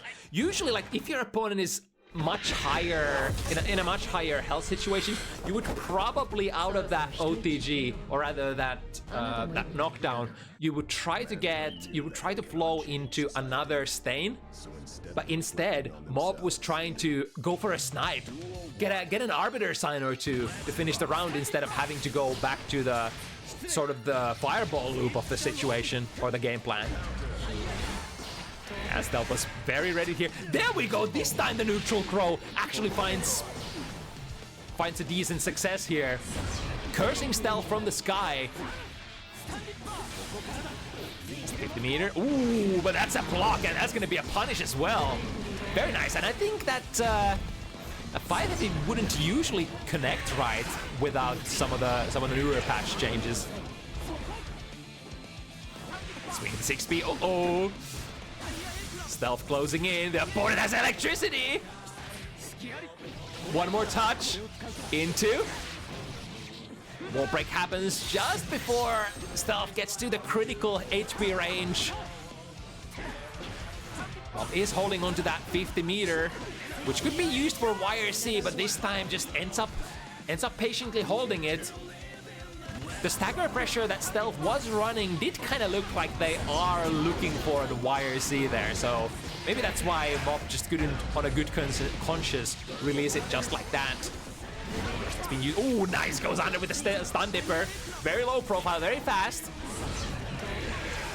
Runs into the second fireball. We get the throw. That should give uninterruptible sequence into the stain, and then cashing out with the overhead arbiter sign.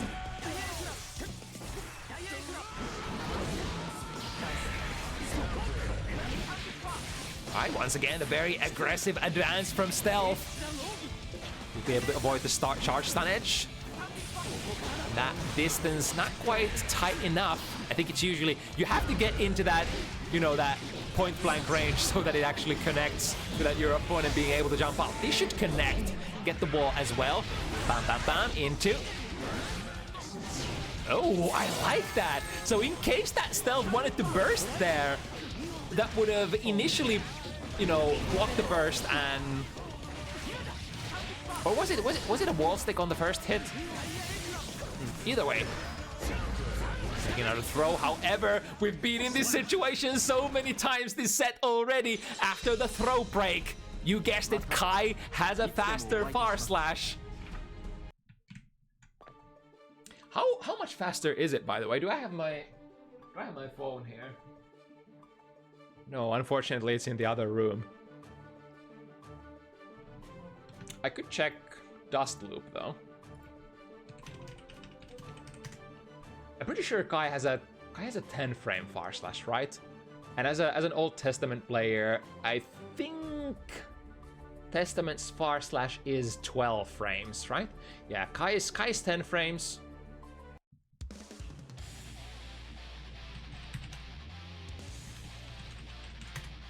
And Testament would be something around like 12, maybe even 13. Am I crazy thinking that? Far slash, yeah, 12. So it's a two frame difference between those buttons. And from the throw break, you are basically in a closer than round start distance, are you not? So in those situations, kind of dangerous for you to try to press like one of your further reaching buttons as Testament. Alright, once again into the CSC. Ooh, because of the stun state, I think that was a little safer than usual. Abort into the throw. Ooh, instead of sending the crow, using the arbiter sign instead. That's what we're talking about when we're kind of saying you gotta vary it up. You gotta use a different option. Ooh, that cash out with the 100. I think if Mob doesn't use the Calamity one here, the wall break actually will not end up killing the opponent. But realizing that that's the case, use the Calamity one, get the slight extra damage out. Nice, once again getting in there just before, I think that looked like Grave Reaper before the Grave Reaper goes online. The electricity combos, the heavy DP into big damage. Calamity one is actually gonna whiff, but we have 100, can't save it ourselves. Burst for burst, but I think Stealth was already on the right Yomi layer. It's these sequences when you're like, both of the players are fighting for that, you know, that last opportunity to get a word in, and then you're basically chain spending your resources one for one. Ooh, nice shimmy. Although the first hit of the up teleport, or sorry, the up fireball does not end up landing, so misses the big damage opportunity. However, in the follow-up situation, the stain pop, wall sticks, into the max cash out, and now, oh, another backdash shimmy, doing it like the classics. And now, big question: Did our math actually work out? Is this Mob on 6 or is this Mob on 7 points? I guess we can't, like, well, actually, after Stealth corrected us, I guess we are on the right scoring now. So that means that Mob, for the first time in a while, would be on the driver's seat here. teleport, make the far slash whiff from Kai. Marker is still on the board. Curse is applied. 6p is good button as any, even though that applies a little bit extra gravity proration. Stain generally sends them high up enough for you to get a full combo, no matter what the starter. No meter this time too. KaitouDandy will actually reach. And a 6p again. Stealth is nowhere near the burst yet, so we'll have to yield this round. And is this how it's gonna go down? Potentially last round, or perhaps from the other point of view, the first set point position for Mob. All burst resources are ready to be used as well. And remember, this is an Orange Wild Assault character, even though it feels weird to say that. So we have all that potential offensive power ready to go as well. If Mob manages to get some sort of pressure out, the neutral Crow will just be crouched this time. Ooh, better put out of the corner, that's big value. This could be where it ends. We have the curse. However, the courage to press 2k there in the face of the curse. We might be seeing another one. Arbiter sign will pop it, tries to cash out. Ooh, BRC, the far slash actually gets there in time. Last chance for Stealth. Can't take a single hit, minus after that special move, and the big far slash comes out for Mob and seals the deal. 7-5, I think. Maybe 5. Maybe counting right. Maybe not.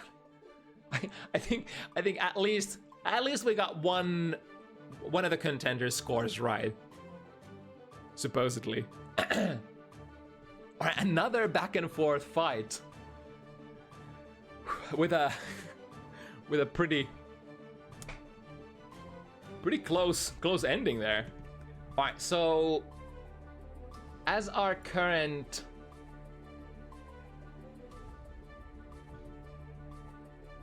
the current information, I think we can play Swag versus Dotcar next. I'm pretty sure that Swag said that was possible. Card. There we go. This one.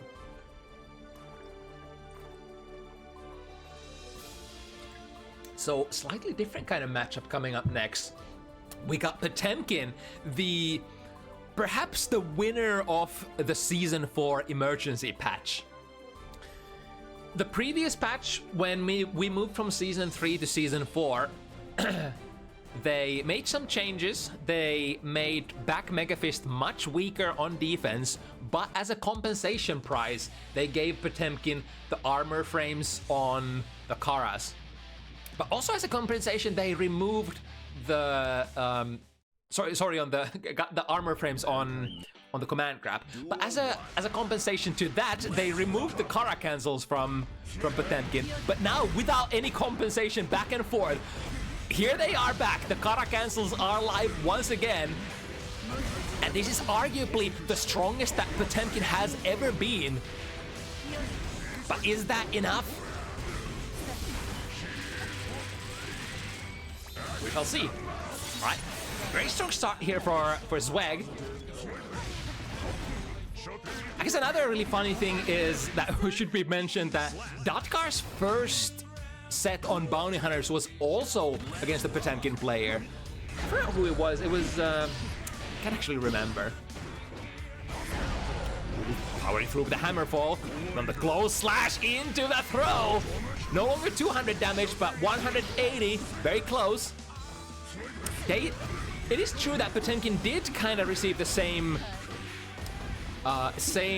treatment as many other characters and got damage nerfs on like many of their tools, but you know, to begin with, Potemkin has such high amount of damage, you have to wonder, does it actually change anything? You lost a little bit of your damage and you got so many tools back as a compensation. I would definitely call that a win. All right, Swag going up 1-0 on the first game. Mad Love catching the backdash. Trying to also wake up with the Buster there, but you know, doesn't matter if it has armor frames or not. The armor generally goes active on the 5th frame, and if you perform your basic meaty enough, that armored Buster will not be will not be giving any value whatsoever for Potemkin. The landing with HCL, and now aggressive command dash forward drops the combo, but we're still in it. However, the armor through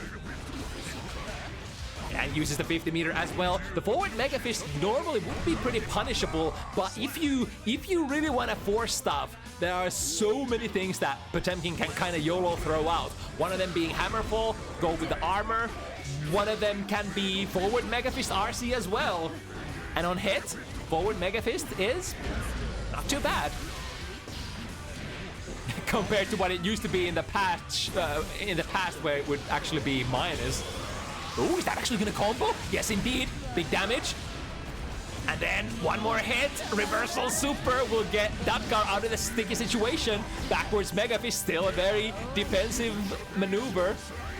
I like that. Guides the... This has been the sort of heart and soul of the Ino versus Potemkin matchup for a long time historically. You have to guide the notes in a way that disallows Potemkin from flicking them very easily. And that's kind of what Datkar was showcasing there in one of the previous rounds, or during that previous round. Ooh, despite getting out of there, the Hammerfall break actually putting Swag in a very advantageous situation. What was that cut forward Mega Fist? That hopped so far away. Tap dust 5D into full loop question mark? Not quite. Japs Ino out of that forward, or that forward dash approach. Alright, big reach here. Datkar is like, yo, let me just get out of here and punish against the slide head. It's definitely something that you can do as Ino. Swag spending the 50 meter to get out of there. Actually very hard to punish that. If the Potemkin player is like, all right, I'm just gonna send the Heavenly Potemkin Buster, and it doesn't even matter if it doesn't find its mark. At least I'm gonna plummet myself towards mid-screen, and unless you're already running out of there, then we're gonna switch positions. I'm gonna be towards mid-screen, and you're gonna be left in the corner. Of course, there's a lot of RPS for, you know, coming down from the super, and like arguably it's not in Potemkin's favor, you might say, but it's not always so simple. But the RC forcing the Garuda impact, which is now considered a fireball instead, so can't really push away from it unless you use Deflect Shield. Ooh, waiting for the heart bait on the burst. And again, Swag, however, not willing to burst at all. I think Swag just completely hard. Wait, the first hit is super. Oh no, and that's gonna be a kill, isn't it? No, not quite. Still alive. But the 5D taps so hard to see. What a tragical occurrence. The first part of the super did not actually register for Datkar, which delayed it so far that the wall stick actually ended up breaking. And Swag just showed no remorse after that. And now, no remorse even further. Oh my god, whipping a... I guess that's a worth thing to do. If you can't break the wall with the super, you would perform like special move of any kind to build a little bit of extra meter before you break it. There we go. 3 straight wins for Dr. Swag. Yeah, the caliber of the opponent has definitely been upped here from the last time Datkar has been on. Because Swag is definitely not a pushover. One of the few of the Potemkin army, especially since the old man Zokis has moved forward from playing this character. It's so tragic. They took away the Karas and Zokis was like, hell yeah, I'm gonna commit to Potemkin now. And now that the Karas are restored, it's once again like, I don't want to play this character. Oh, nice nail on the coffin there. Who's the grappler now? Who's the grappler now, big boy? But that's how it goes. Ino is a heavy mix-up character, and from that forward dash on Oki, there's so many different things that she could do. Goes into the low, just a frame trap. Ooh, gets a tap dust there for for his trouble. Probably not the button that Dotgar wanted to get out. SPEC is once again closing in. Nice prediction there. Knew that SPEC wanted to transition into that RC Garuda Oki. It always takes me a couple of seconds to remember the name of the Garuda. Nice! Collides with the armor, then goes for the RC, and RC provides another extra strike there to break Potemkin out of the armor. Mad Love will be able to low crush that whatever button SPEC was pressing. I think 2D there. Ooh, missing the meaty. Speaking of missing those meaties, that's a feature that still sometimes plagues even high-level players. Sometimes in the heat of the moment, it could happen to the best of us. And now, yeah. It's kind of like a reverse situation of what happened in one of the earlier rounds when Dotgar ended up whipping with the first part of the super here. It's like these small things happen. It is a hyper-competitive, stressful environment where you basically have to perform like sequences of pristine, frame-perfect inputs over and over and over again. It's only natural, it's only human that we would sometimes drop these perfect sequences. I get the knockdown again. Ooh, that's gonna be a punish though from the close slash. Choosing to not burn resources this time. Dotgar abiding their time, jumping out of the throw mix-up. Perfect. Finding the hit, finding another one. And then plus frames into a low, and that should be the kill. Yeah, this time floats forward enough so that the super ain't gonna whiff this time. I think that's what you generally want to do when you, like from my perception, when you wall stick them very... What? That's good for the buster, and that's good. All right. Speaking of having to perform your meaties perfectly, I guess like it's kind of common to go for like an empty throw or an empty low, which depending on the timing could get beaten by just a raw buster. Dotgar got the jump off, but not able to get out of the corner. Would have probably had to go for like a dive to get a little bit of extra momentum, like a Tatsu escape, if you will, if you're from Escape Tatsu, that is, if you're from the Street Fighter side of things. Frame trap into stroke the big tree, and now we're mixing up again. Good blocks, yeah, won't be able to press button after that. Gonna be quite minus after that dive kick. And SPEC cashes out with the maximum damage combo. But now, that's not a wall break, and Dotgar has quite a lot of resources. Goes for the burst first. No super good punish here for SPEC, but SPEC holding down the corner, just not taking any big risks. Even after whiffing that or missing that perfect punish there on the burst, like all right, it ain't a big deal. We'll just keep playing. We'll just keep playing like we always do. As the 2D actually catches, I think that was stroke the big tree from Dotgar. Again, perfect distance. Far slash ends up being the anti-air against the dive. The dives are not the easiest thing to anti-air for sure. But often enough, catching them out of the forward dash. Recent attempt. Very nice side swap there. Trying to swing the air. Ooh, but it looked like for a moment that Dotgar was in a really good position to punish there. But I guess since the slide head has armor nowadays, that is not a good position at all to be in. Fights the low once again. We'll repeat the situation. Flick. Chasing with the forward Mega Fist. Ooh, tries to dive out of the corner. But the Mega Fist hitbox finds you still. And that should be enough. The 180 damage coming through and cracking Dotgar in 2 different pieces. It feels like it's so hard to be consistent in a matchup like this where the opponent is just hitting you so hard. Mega Fist, yeah, good. Gets a punish. Just a good old 2K2D knockdown. For a character like Ino, that's plenty enough. As long as you put them in the knockdown state, you suddenly have the world open to you. You don't have to play the neutral anymore. You don't have to struggle anymore. You just play your set play. Ooh, I think... Yeah, Ino was in the air momentarily there, but from the forward dash, Ino also lands very fast. Very nice read there. And now, burn the meter and get the kill. Dotgar certainly, even though down so many matches, definitely has not given up this battle. Still showing full combat spirit here. This game number 7. Blocks initially, both the overheads. Oh my goodness! Ends up armoring something in there. Just to not go. Ooh. Here we go. And a mix. I'm not sure what happened there, but somehow ends up trading between the players.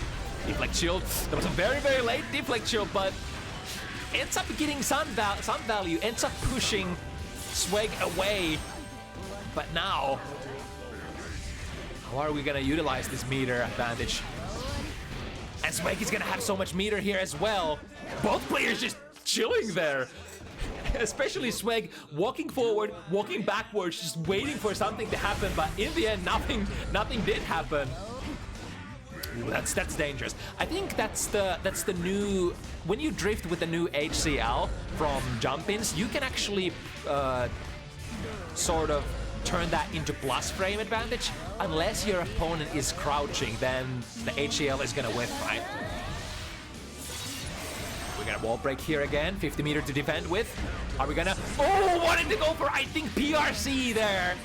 It's the only kind of like quotations real option that Potemkin can use to reversal out of the situation. So how it works is you have the massive amount of invo frames that you would have from Heavenly Potemkin Buster, which you try to dodge the safe jump with, but then you PRC it and actually whiff punish the move that they whiffed there as a result. But if your opponent, and I think what Dutkar did there, is delay your setup so much that, you know, the safe jump actually does not happen. You can do a delayed safe jump. Then you would catch the PRC, which has a considerable amount of recovery. Nice patience there, takes SPEC's burst, just like that. Pushing them into the corner, yeah, the Mega Fist, no longer a God hurt box like it used to. I think in previous seasons, season 4, that back Mega Fist would have probably gotten SPEC out of there. But no more is the hurt box just completely protected. No longer does it take Potemkin airborne like immediately like that. It is still an option that you can play though. That's gonna be a punish. 2k, 2D into another 2k. And here we go. Almost has the necessary requirements for the hard knockdown. Slightly unfortunate. I think generally like on Eno, you would probably just, you know, drop the combo instead of taking the wall unless you have the 50. But you know, we work with the cards that we've dealt, right? We've been dealt. Nice punish there, straight into the flick. And then it's gonna be a pretty long comeback. Pretty tough comeback to make if SPEC still wants to win this. But this is Potemkin we're talking about. Perhaps it's only 1 or 2 more reads, perhaps even 1. Chemical Love, and then dives under the flick. That should be enough, right? No, unless we drop it. YRC, dangerous position. Ooh, look at that dance. Look at that dance for Dutkar. The perfect movement. The micro dash forward. The micro dash forward allowed Dutkar to completely dodge the slight hitbox and then into the perfect snipe with the HCL.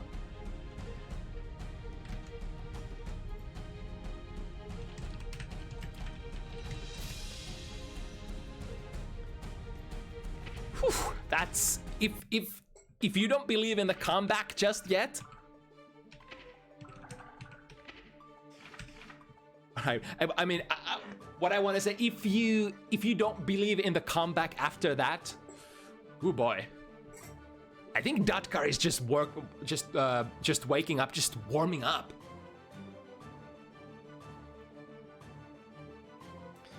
So let's see what the players will do here. I did say in the Discord site that the spectators did drop. It's also very easy for the players to sort of notice if there is going to be a spectator drop, because it will always be accompanied by the waiting for the opponent to rematch. Please wait.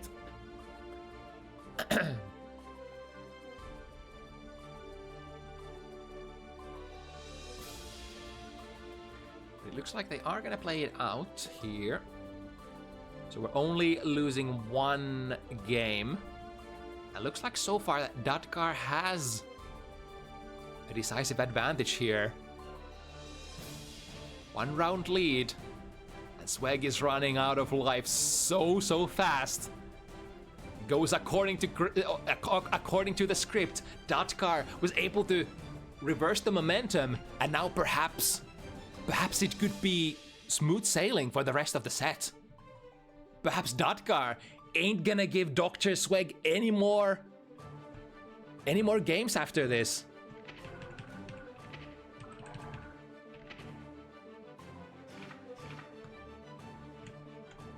So 4-5 it would be, I suppose.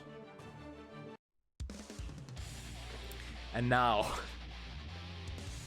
giving Sweg even one more game would be pretty catastrophic at this point, so basically every single game is gonna be crucial from this point on. It's basically a tournament set from this point on, right? Snipe, ooh, and able to first off delay it enough, but then sort of guide the node so that the fleek will not be able to reach it. A trade here, but of course, Potemkin being the burlier of the two characters, always pressing buttons after those trades. Get out of there. Does not come for free. There we go. Getting a punish on the landing. Yeah, that's what I'm talking about. Like, unless you are directly above your opponent as Potemkin, there ain't really a whole lot of RPS that you can do, because you're eventually gonna land, and the opponent, especially if they have projectiles, they could produce that projectile. For example, can just HCL you on landing, or Chemical Love. HCL. I mean, horizontal Chemical Love. There ain't no vertical Chemical Love in this game. So, pardon my Exert and XX terminology. Go straight into the 6K, but Datkar's ready to strike. 50 meter is ready. Meter goes into YRC, spends straight to go into white wild assault. Mega fisting forward, finding the low. Hit by hit, Sweg is potentially trying to build that situation where they could cash out with big numbers, but instead Datkar is gonna cash out with small numbers. Small and steady. The name of the game on Ino is always the set play, the mix-ups, not necessarily the combo damage. And in fact, the combo damage of Ino was just, reduced this patch, as it was for many other characters. Sweg had to take the burst here. That was literally the last chance, able to get it. But now, what can we do after that? The cross-up hitbox of Jump Heavy! Oh, look at that! The fleek actually gets there. However, the misfire on the heat tackle there. I'm not sure what the idea was, but landing straight into the close slash punish, or this time as it was the 5p punish of Datkar's. And just like that, it's 5 points even. And now we're heading into the really exciting territory. 2 more games to win it. Again, immaculate control of the nodes. Never guided to the hitbox of the fleek if you can help it, so that it cannot be reflected. It's probably one of the only projectiles in the game that you can have that kind of control over. So very unique kind of ability to fight the flick. Nice jump out of the Buster. That would have been the death of Datkar there, but now Datkar gets to run it back. No Buster for you. The timing of that stroke the big tree is on point this time. We're going into the wall break now. Sweg has the advantage, immediate burst. He kind of had to, but now the tap 5D is not enough. Datkar will actually take this 50 meter. It doesn't matter what combo it is, as long as you do a combo. Ooh, look at that from the jump slash. That is a very deep hitting jump slash. But then one of the only characters in the game who can actually start their jump and hit jump slash immediately, and it still probably registers. Uh-oh. Ooh, I guess lucky for Datkar that the wall had taken so much damage, because otherwise this would have certainly killed Datkar.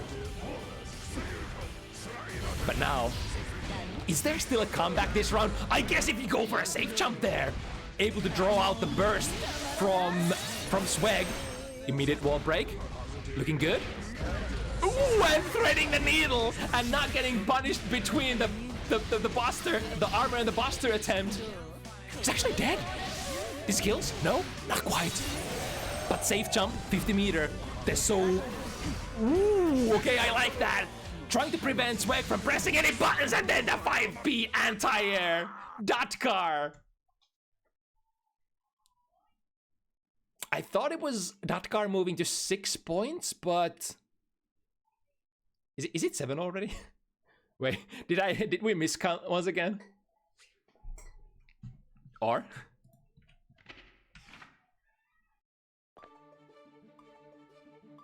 Maybe just the connection lost between the match there. Let me check. So, room rankings should tell the tale.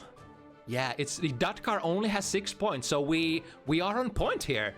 It would still be one more match for Datkar to win before it's over. Okay, so we get information from SPEC that the game crashed there. So we'll be waiting for a while for SPEC to get through the handshake. Ooh, that might actually be really bad. Because I was trying to log on earlier, and it took me like 20 minutes to handshake with the server. And I think a couple of other characters or a couple of other players were saying the same, that it was really, really hard and very, very slow to get back to the server today.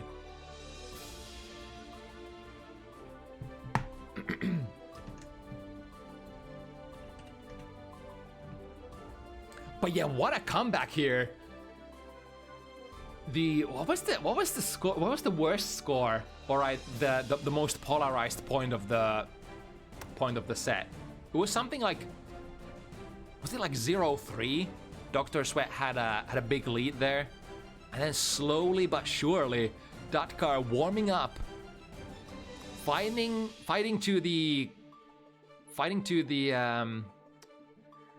their way to the driver's seat, so to speak. And it's really tough as well, especially if you haven't played against the most common 4.02 Potemkin yet, or if you haven't fought season 4 Potemkin yet. Even the character is just so different now compared to what it used to be. And now you have all of those things to worry about as well, like Kara back Mega Fist, probably the biggest war crime that a lot of players are talking about. Although I don't think I've seen a lot of like Kara cancels from SPEC so far, especially like the Kara forward. Sorry, the Kara is Kara forward cover. It's the Kara back Mega Fist, not Kara back forward Mega Fist. Back and forth. What a tongue twister. The Kara back Mega Fist. So basically it's back Mega Fist, so it's gonna put you at plus frames, but it also moves you forward slightly because you perform it from the 6K Kara cancel, right? And that's kind of like the nastiest thing that many players are talking about this patch. Being able to reset into like +1 situation. And that +1 is ridiculously relevant for Potemkin. You can't press buttons against Buster at that range because of the armor. Nice, crushes through with the Mad Love. And then cashing out, hard knockdown.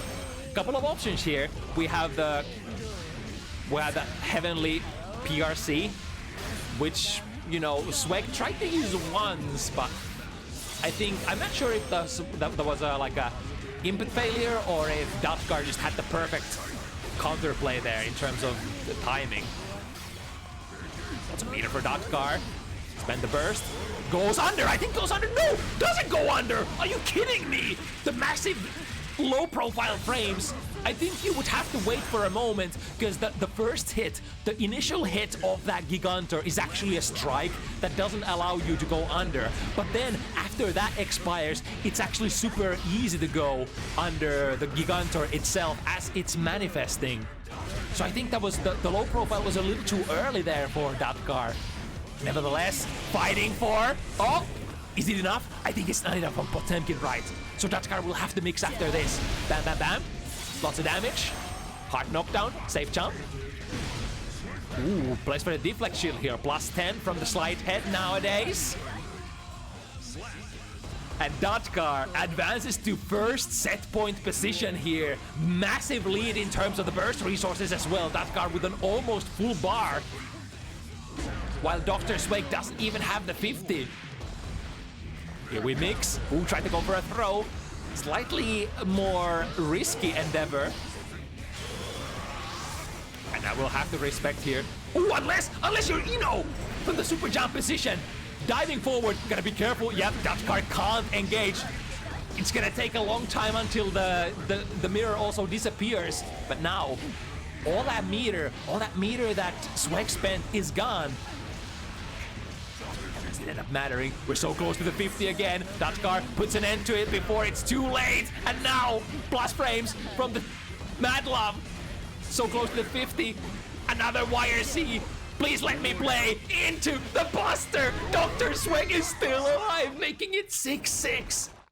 It's not over yet. Another perfect script. The winner of next one takes it all. Like, if Datkar loses here, it doesn't even matter. If it was a Valiant, it was one of the greatest comebacks of the century. But none of it sort of, like, I guess... I guess in terms of, you know, if you think of wins and losses as binary things, of course it, you know, sort of amounts to nothing. But of course, the set has been super hyped so far. Like a fisting forward, punish there. Ooh, gotta be very careful whipping that 6 heavy. Into the low. Once again, lots of plus frames from that Garuda. Datkar finding a way out, finally out of that pressure loop, and diving under the flick as well. Oh, here we go! This is gonna be massive damage plus the wall break, and most importantly, set play opportunity for Eno. Here we go. We'll just, you know, take it kind of easy and let Sweg weasel out of that position for now. Oh wait, Potemkin doesn't have. Does Potemkin not have White Wild Assault anymore? I just realized. That's kind of funny. Right, that was the case after all. Anyway, set point, Sweg. Ooh, baits the deflection, the patience. There was no reason to stop your pressure sequence there, unless you thought it was gonna be the deflect shield coming out. Drifting forward. Ooh, Datkar tried to press the button there. Switching sides. Ooh, I like that. Spending 50 meter for that makeshift command dash forward. Switching sides with Dr. Sweg. And now it could be the end. Plus frames, deflect shield. Allow Sweg to get there, out of there momentarily. But now, where does the escape come from? Spend it. Get the mix once or twice. There we go. Into the Buster. That's gonna do a lot of damage. But now Datkar has so many resources. Full burst. 50 tension. Has to burst here probably. Oh, I can't breathe. Snacks them out of the sky. Here we go. Forces it with the PRC. But I think that's it. That's gonna be it. With the YOLO dive, RC finds the hit. Datkar is able to seal the deal. It was such a nail biter till the very end. Not sure who's gonna take it, but Datkar able to finish the run, the very successful run from a very bad looking situation.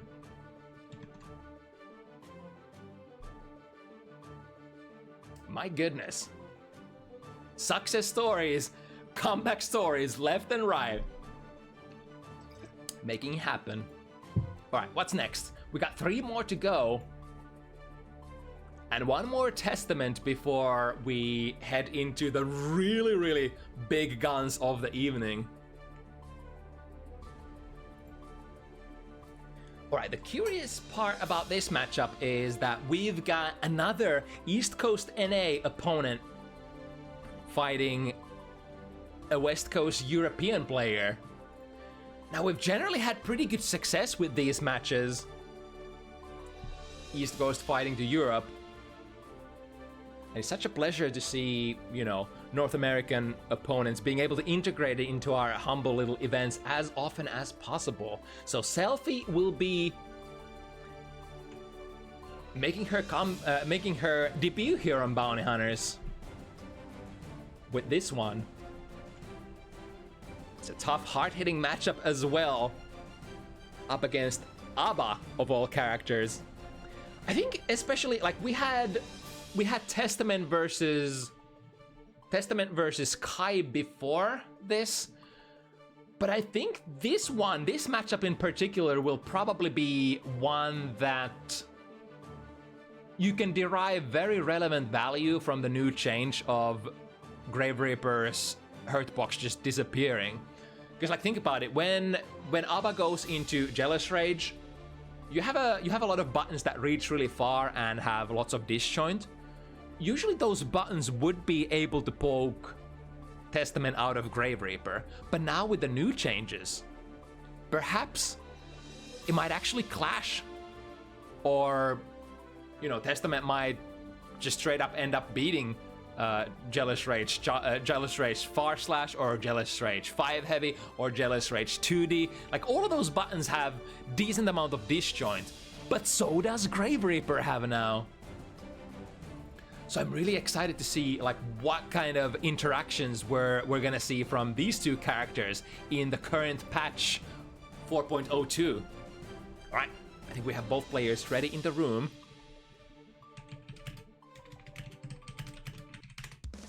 And ready to go. Here we go. Another Testament match. Testament is the only character we had a double of tonight, and I think that's fine considering like Testament had, you know, not really fancy changes, but very rather semi-relevant changes to showcase.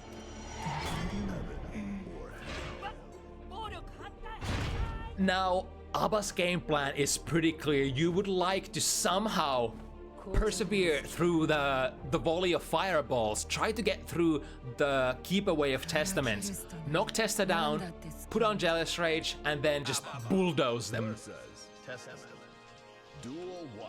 Like as far as defensive measures go, I don't think Testament is gonna have like a lot other than, you know, the 50 meter that you can spend on Calamity 1 or perhaps YRC, but that's about it. Ooh, nice parry there on the Arbiter sign. And these like straight parries on those fireballs, those projectiles are super relevant, because perhaps like if you get to that 100 Jealous Rage without having to like close range interact with Testament, you could perhaps attempt to activate full screen and then utilize the massive amount of mobility that you get from that mode. It still doesn't make it. Ooh, the trait does nullify the curse there, but puts Metadona back into that. Ooh, RC able to save themselves, but then you are still a little bit plus, even though that's not Jealous Rage, Keeper of the Key. That's still plus like what, +4, +3, something like that. Oh no, the too heavy. Ooh, initially ends up whipping, but still saves the situation. Damn, that was a little dangerous looking there. Jump B, or was that jump K? Air to air. Very nice choice of buttons there from Metadona. And now activating Jealous Rage into full 10 seconds. This will be hard. That 6P will be easily whip punished. Good use of FD, pushing Metadona away from that double mix-up range. It is still like the too heavy. The low option of choice usually that people would love to use is 2 hits, and it does get Abba pushed very, very far away if the opponent is holding FD on both of those. Like if you want to go too heavy, 2 hits, and then into the overhead straight away. That might sometimes end up whipping.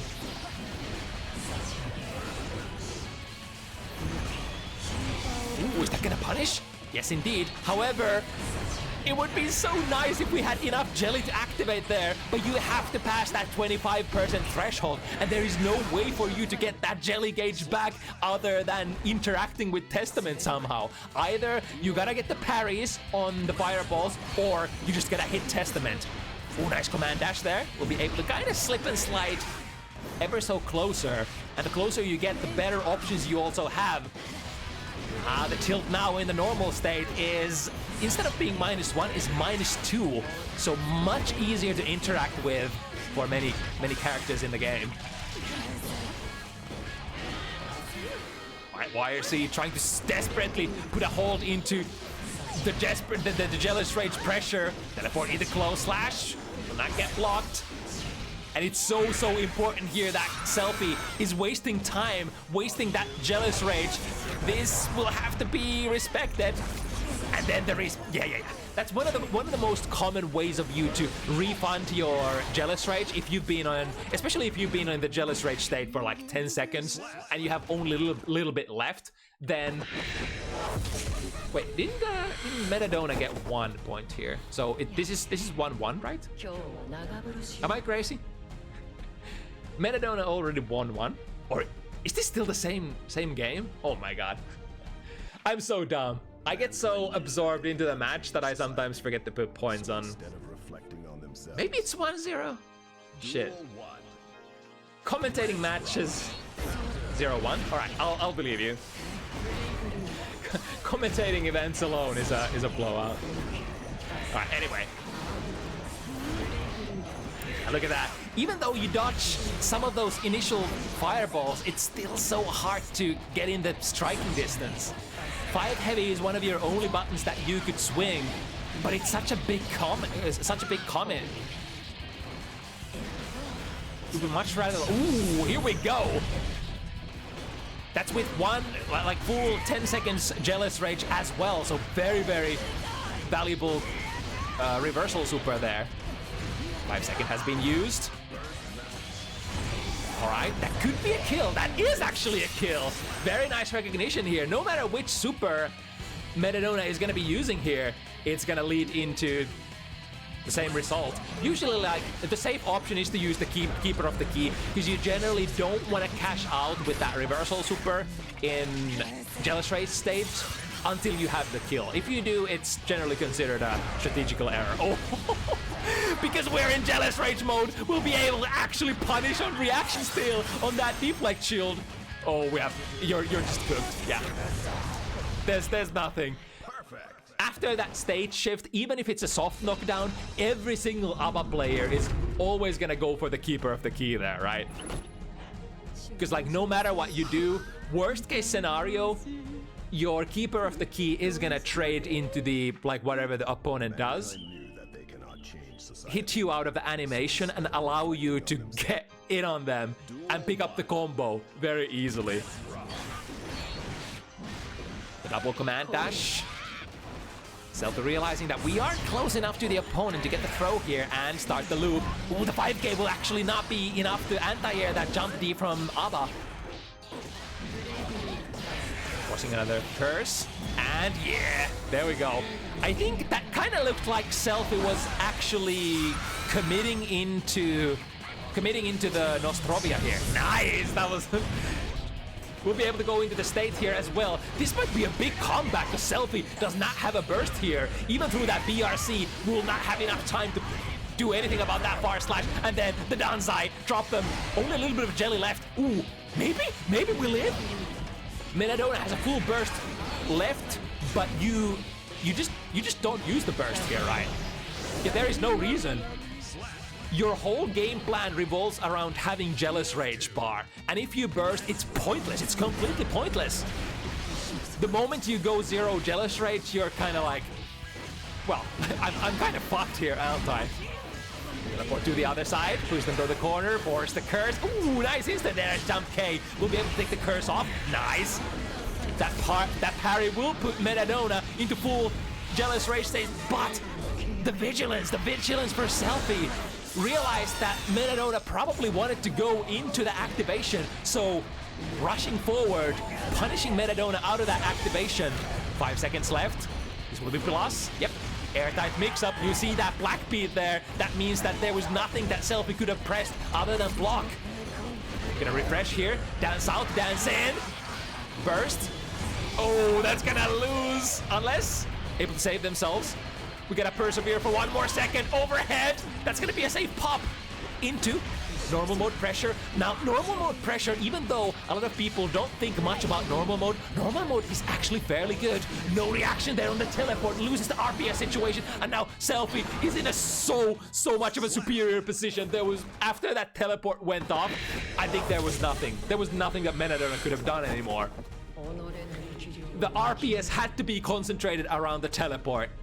It's like, I see teleport, I punish it with a throw or 2K or close slash, whatever button. The most important thing was to catch that. That they cannot change society. But it's sometimes not easy because Testament can do a fake teleport in place as well to throw off your timing or your expectations.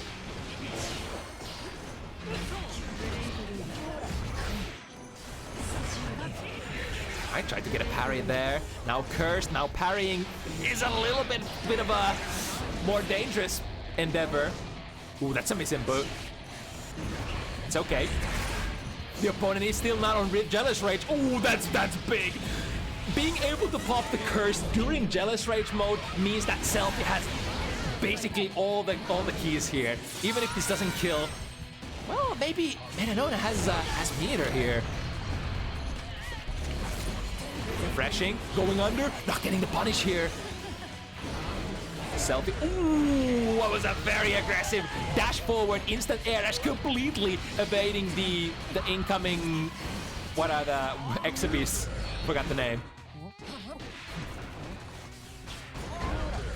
Yeah, the crux of normal mode pressure is always try to get a key grab on block. And the way to achieve that is do Kara key grabs. Like one button into Kara key grab is actually very hard to push out of unless you use Deflect Shield. But that sort of means that in order to play normal mode, you have to have a really good execution mechanically to be able to pull off those Kara key grabs as often as possible. Okay, activation here. Yeah, you gotta burst. You gotta preserve that momentum. You gotta preserve that gauge. Ooh, that was a 5D anti-air? Are you kidding me? Was that what Metadona meant to do? Meant that was a mix input on air throw instead. Got them with the Arbiter sign, and then 2K2D close enough, going to the up fireball. Celphy looking very good here. In a matchup that allows you to control the opponent a shit ton. I think this is like, matchups like these are where Testament really thrives. Matchups like these where you don't fight like, you know, Nago or characters like that who just have so much value, like Sin, characters who can like just go balls to the walls from the round start and spend their unique resources and force you into situations where you just never get to do your zoning much. But against Abba, especially when you put, if you manage to put Abba at 0 Jealous Rage, when you work hard for that, you know, for that pop, it's like moments like that are like, yeah, I'm the god here. I'm the king. Yeah, exactly like this. Celphy has to be feeling pretty confident here. There's just nothing you can do to activate. You have to interact with me, but interacting with Testament in this situation, super hard. Interesting. What was, I think Nostrovia is pretty good here. Yeah, Nostrovia will actually have the winning play. Ooh, but hold on, one hit on a character such as Abba. Next mode, Keeper of the Key incoming. But would you just, I was about to say, wouldn't Celphy just go into raw Nostrovia again? I think it's a little different for when you are in Jealous Rage. The Keeper of the Key gets like super empowered and it's no longer as safe to trade into it. The Arbiter signs are big here. Get the curse again. That's gonna be pop. Ooh, the 2K doesn't quite reach. There we go with the pop. Metadona has the burst. Burst at the perfect timing as well. This Nostrovia will be completely negated. And Celphy will not see that 50 meter ever again. Might build some extra in the future though. But look at this activation. We have 50. Oh, found the hit. But that was on a grounded opponent, so no big combo available. And the pop. We have a lot of meter just like trying to force stuff here. Teleport out of there. Yeah. And you're so, that was actually a punish still. Because remember that sequence, that reversal super sequence has actually multiple hits. And the second part is gonna take quite a lot of time to come up. Into a throw. Who would imagine? Who would at this point when metadona has not thrown you a single time during the pressure sequences during this set. Low slash starter, very nice. Spends the 50 meter to get a very, very relevant combo. And the activation. Yeah. Big hit here. Trying to hold Jealous Rage Abba in block string. Ooh, can we save? No, we can't save ourselves. That's gonna be an inevitable knockdown. And metadona looking for the refresh. It's not gonna come. We're not using the meter. However, that's gonna break the wall and get the kill as well. Metadona. One of the few situations where you can actually get some decent value for non-Jealous Rage Keeper of the Key. When you can get an instant wall break with it. Otherwise, like it's very uninteresting on block normally. Because like if you land it full screen, it's like you can't really do anything out of it because it's only so plus. Wow, that was a triple forward command dash.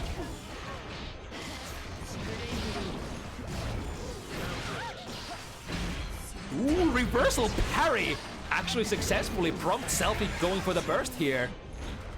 Very interesting. Very high on that Jealous Rage, even though metadona is getting pummeled here.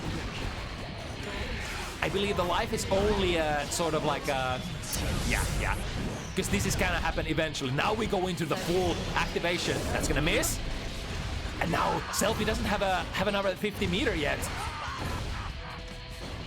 so no way out of this pressure. I guess the 50 meter is here, but metadona, instead of thinking about refreshing, just pushing it, the more aggressive option. I think like there are a couple of different schools of Abbas here. The other half would probably back off and just come out of the mode, get half of that jealousy gauge refilled, and then try again later. But metadona instead represents the more aggressive way of playing things. Speaking of the aggressive air-to-air, that's not only gonna nullify the curse, but only give a massive, or also gonna give a massive combo. We're gonna pop here, no way out of that one.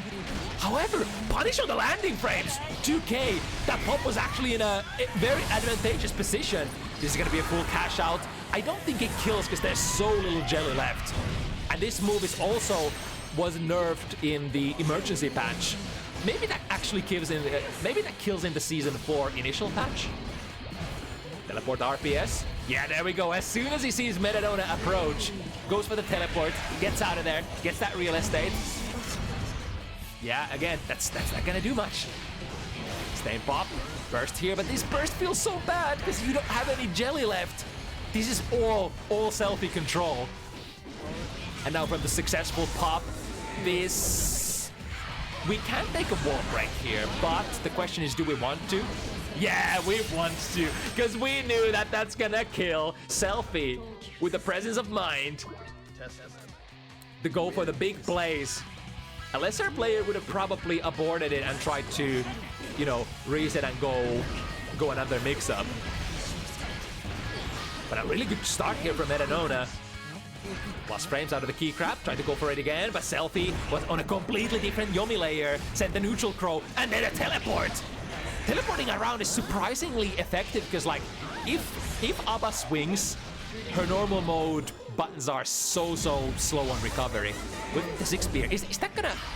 Yeah, that's not gonna actually make this a real sequence. Got the curse. Ooh, and the far slash, that's big! Spending the 50 burst on the blue wild assault to push celphy towards the corner as much as possible. That's a big counter hit. A cash out. No, miss input. Or perhaps was trying to play it safe. The reversal super there would have been a big cash out. And now celphy might actually steal it. Guaranteed curse. Curse is on. What are we gonna do? We can't do anything. We're running like Testament is running away, zoning, doing the most safe plays. I think that was again. That was over there. We needed that cash out from that wall stick. We needed some sort of super. Either it's kind of like if you want to play it safe, you probably play just Keeper of the Key immediately, And if you're like, all right, go big or go home, micro dash into the big cash out super. Ooh, that's a good trade. I mean, I'll spend 100 meter for that. A lot of the times, like, these bursts against characters that just control neutral don't do much. So if you get this kind of... What? Too heavy?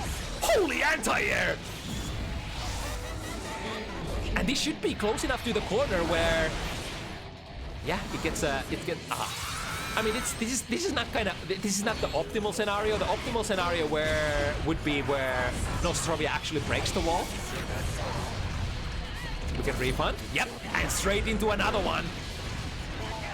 So whether the keeper of the key is blocked in JR or not, it gives you enough frame advantage to dance out of the mode and dance back into the mode. So, and that's sort of why that's relevant. Is you always get back half of the jelly when you deactivate that you spent in the mode. So especially when you activate at 10 seconds, then you would sort of almost get yourself 5 seconds back when you deactivate. The blue wireless elf doesn't find anything this time. Metadona has to stay very patient here, try to haul themselves forward.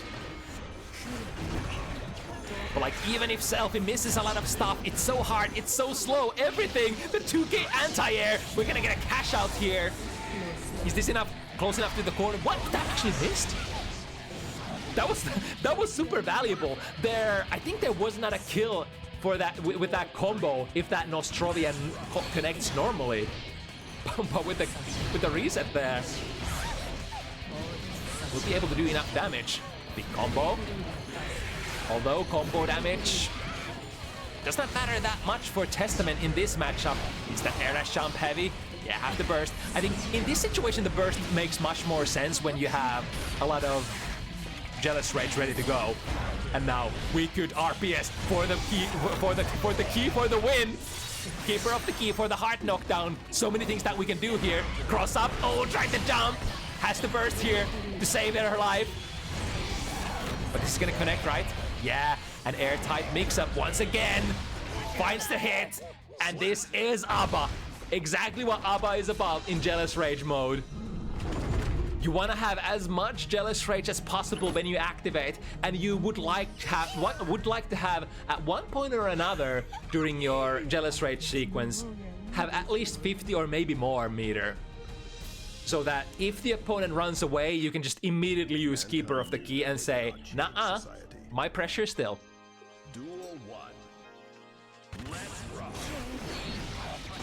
Alright, second forward dash, or command dash, will be punished by Celphy here.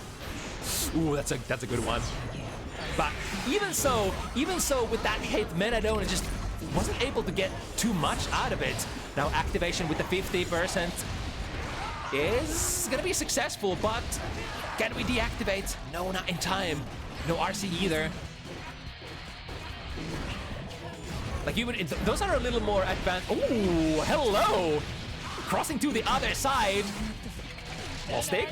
The second it actually breaks it. Still in a good situation because we can use Keeper of the Key here. Or the thing is, I think Celphy knows because Metadona has been using that Keeper of the Key so much. Sometimes when you have the 50, you could say, all right, I think they think that I would use Keeper of the Key. So I'll instead just intercept them and then save the 50 meter for the follow-up situation if I manage to catch them.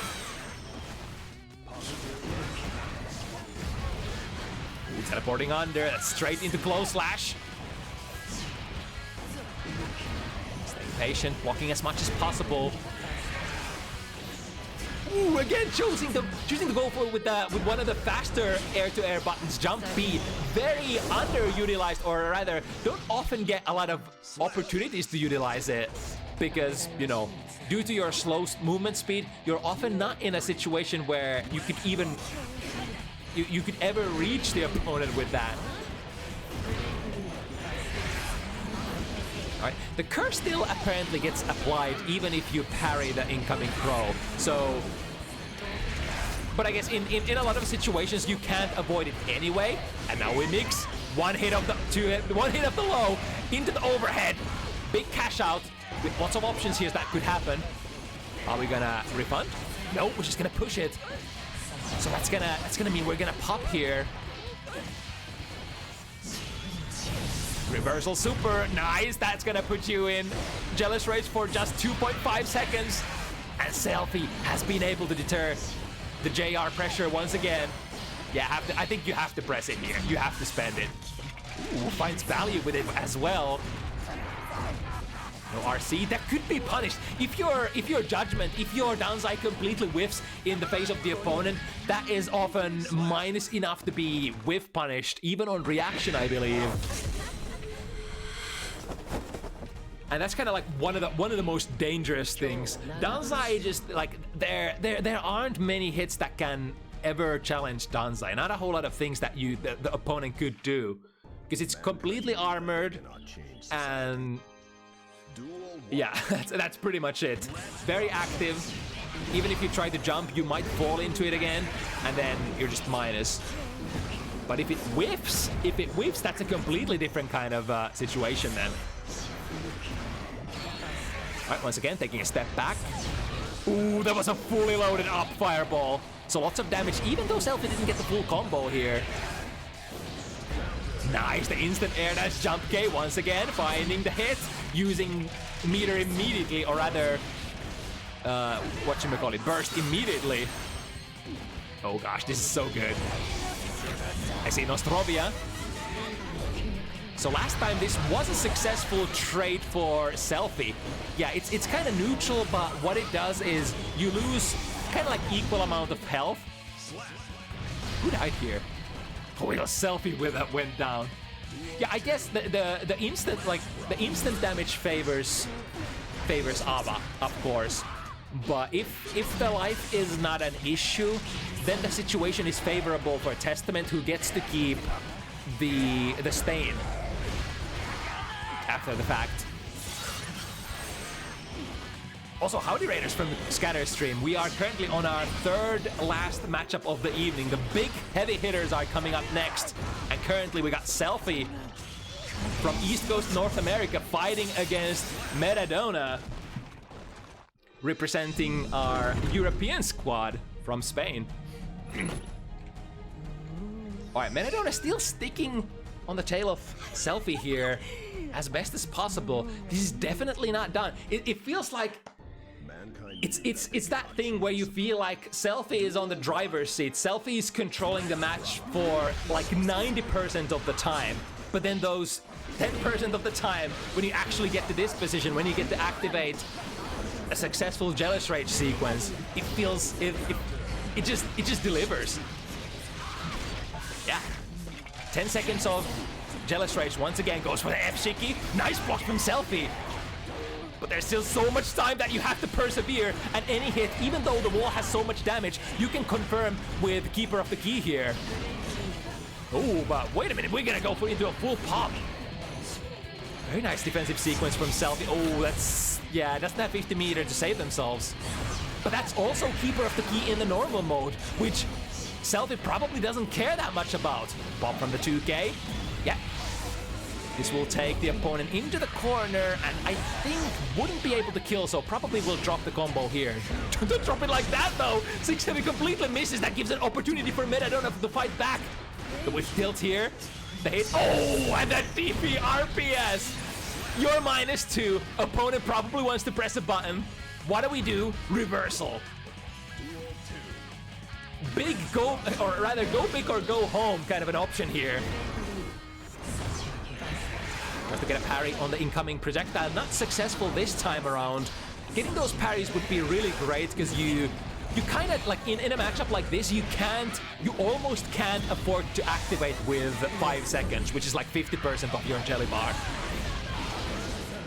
You gotta make the activations count so much that you probably want to be at least like 7 seconds, maybe even 10 seconds. Wow, was that a raw activation into Keeper of the Key here? But you're so low health that an Arbiter Scion overhead is gonna deal enough damage to take you out. Swinging a miss, teleports, takes Celphy out of the danger zone.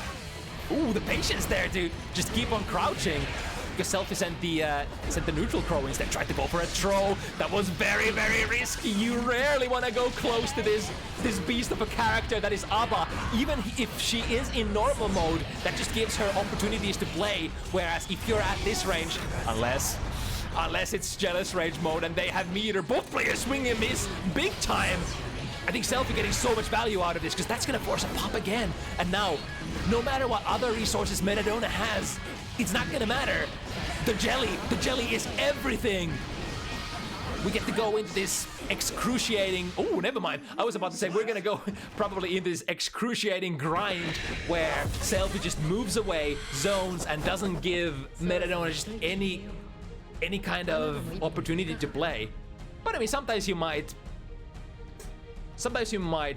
switch it up a little and go for an instant air dash in instead.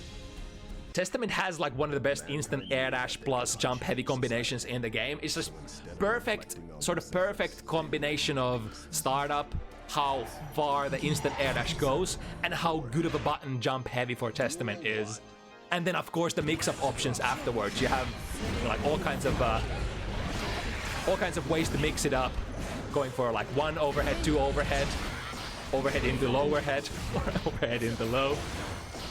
Alright, bursting here. Again, this makes much more sense because we have Jealous Rage ready to go, activating, and now Celphy does not have any easy way out of this pressure. YRC is on the table, but Keeper of the Gi, that's gonna actually nullify the crow. Interesting. Force the pop.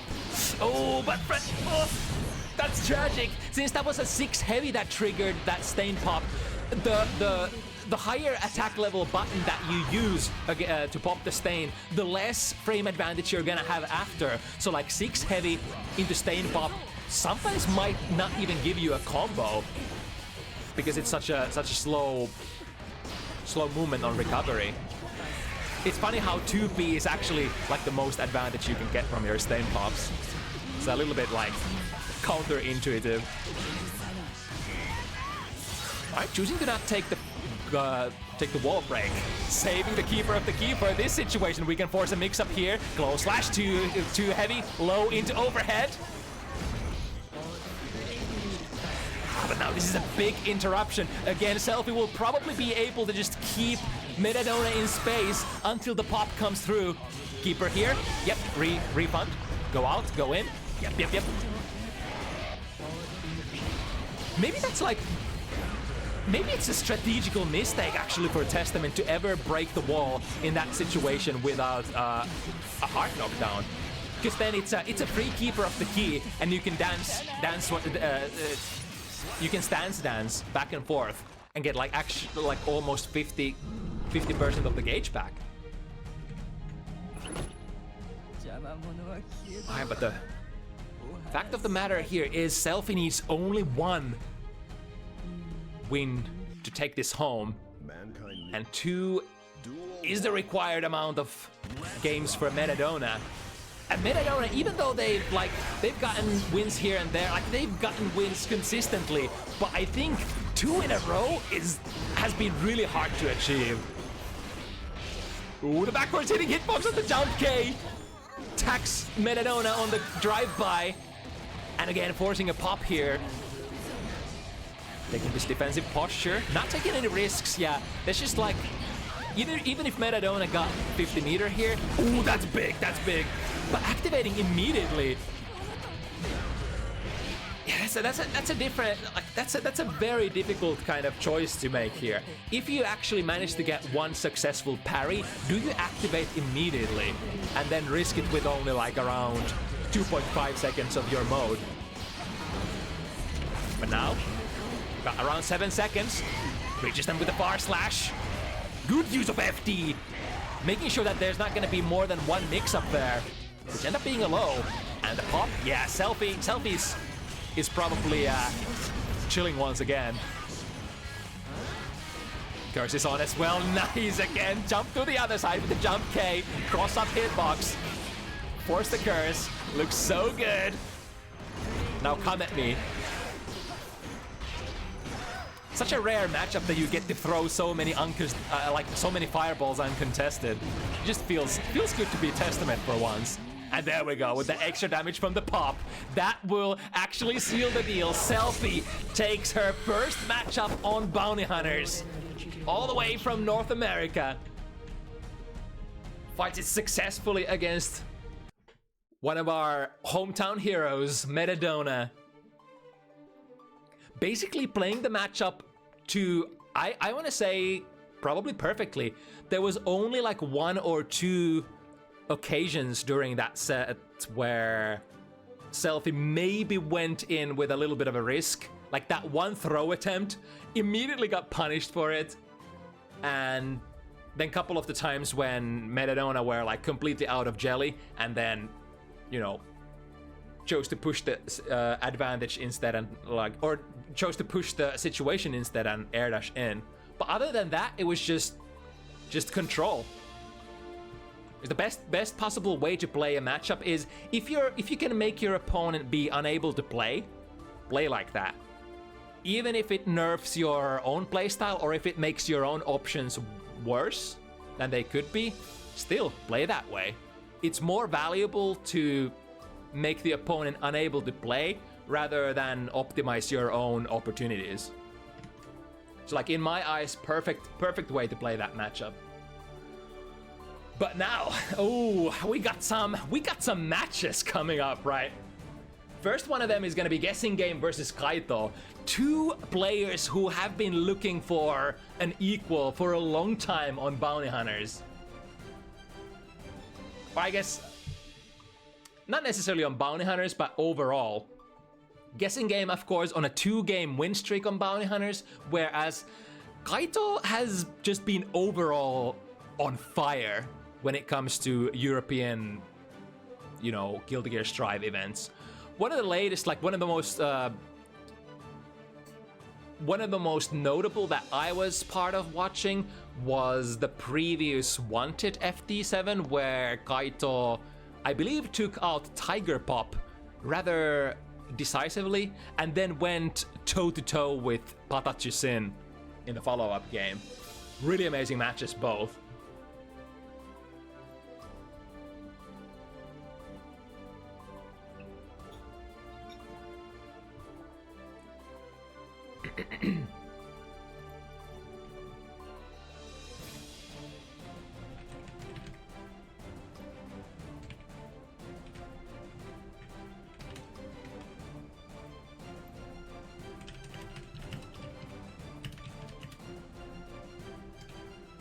A little bit of TOing.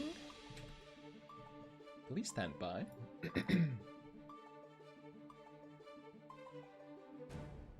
So 2 high-profile players with 2 characters that hit extremely hard.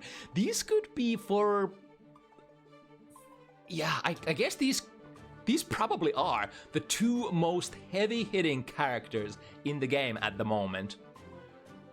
We don't even need to talk about Slayer. Everybody knows that Slayer has a shit ton of damage out of every single hit. And the character is just all offense. And, you know, that's about it.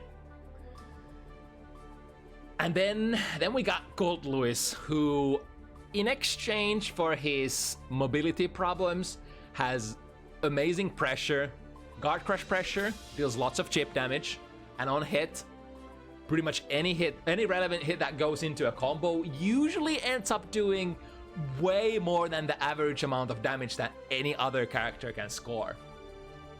So no doubt we're gonna have very impactful hits coming into this or going into this game.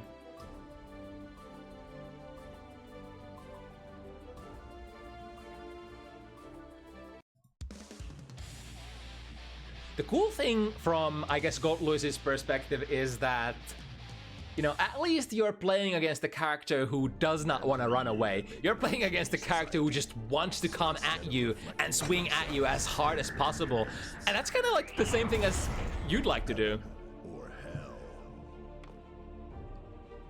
The minigun is probably going to be a very relevant tool here because historically it's really important to have tools that horizontally control the movement trajectories that, you know, Slayer has, which is usually the dandy step.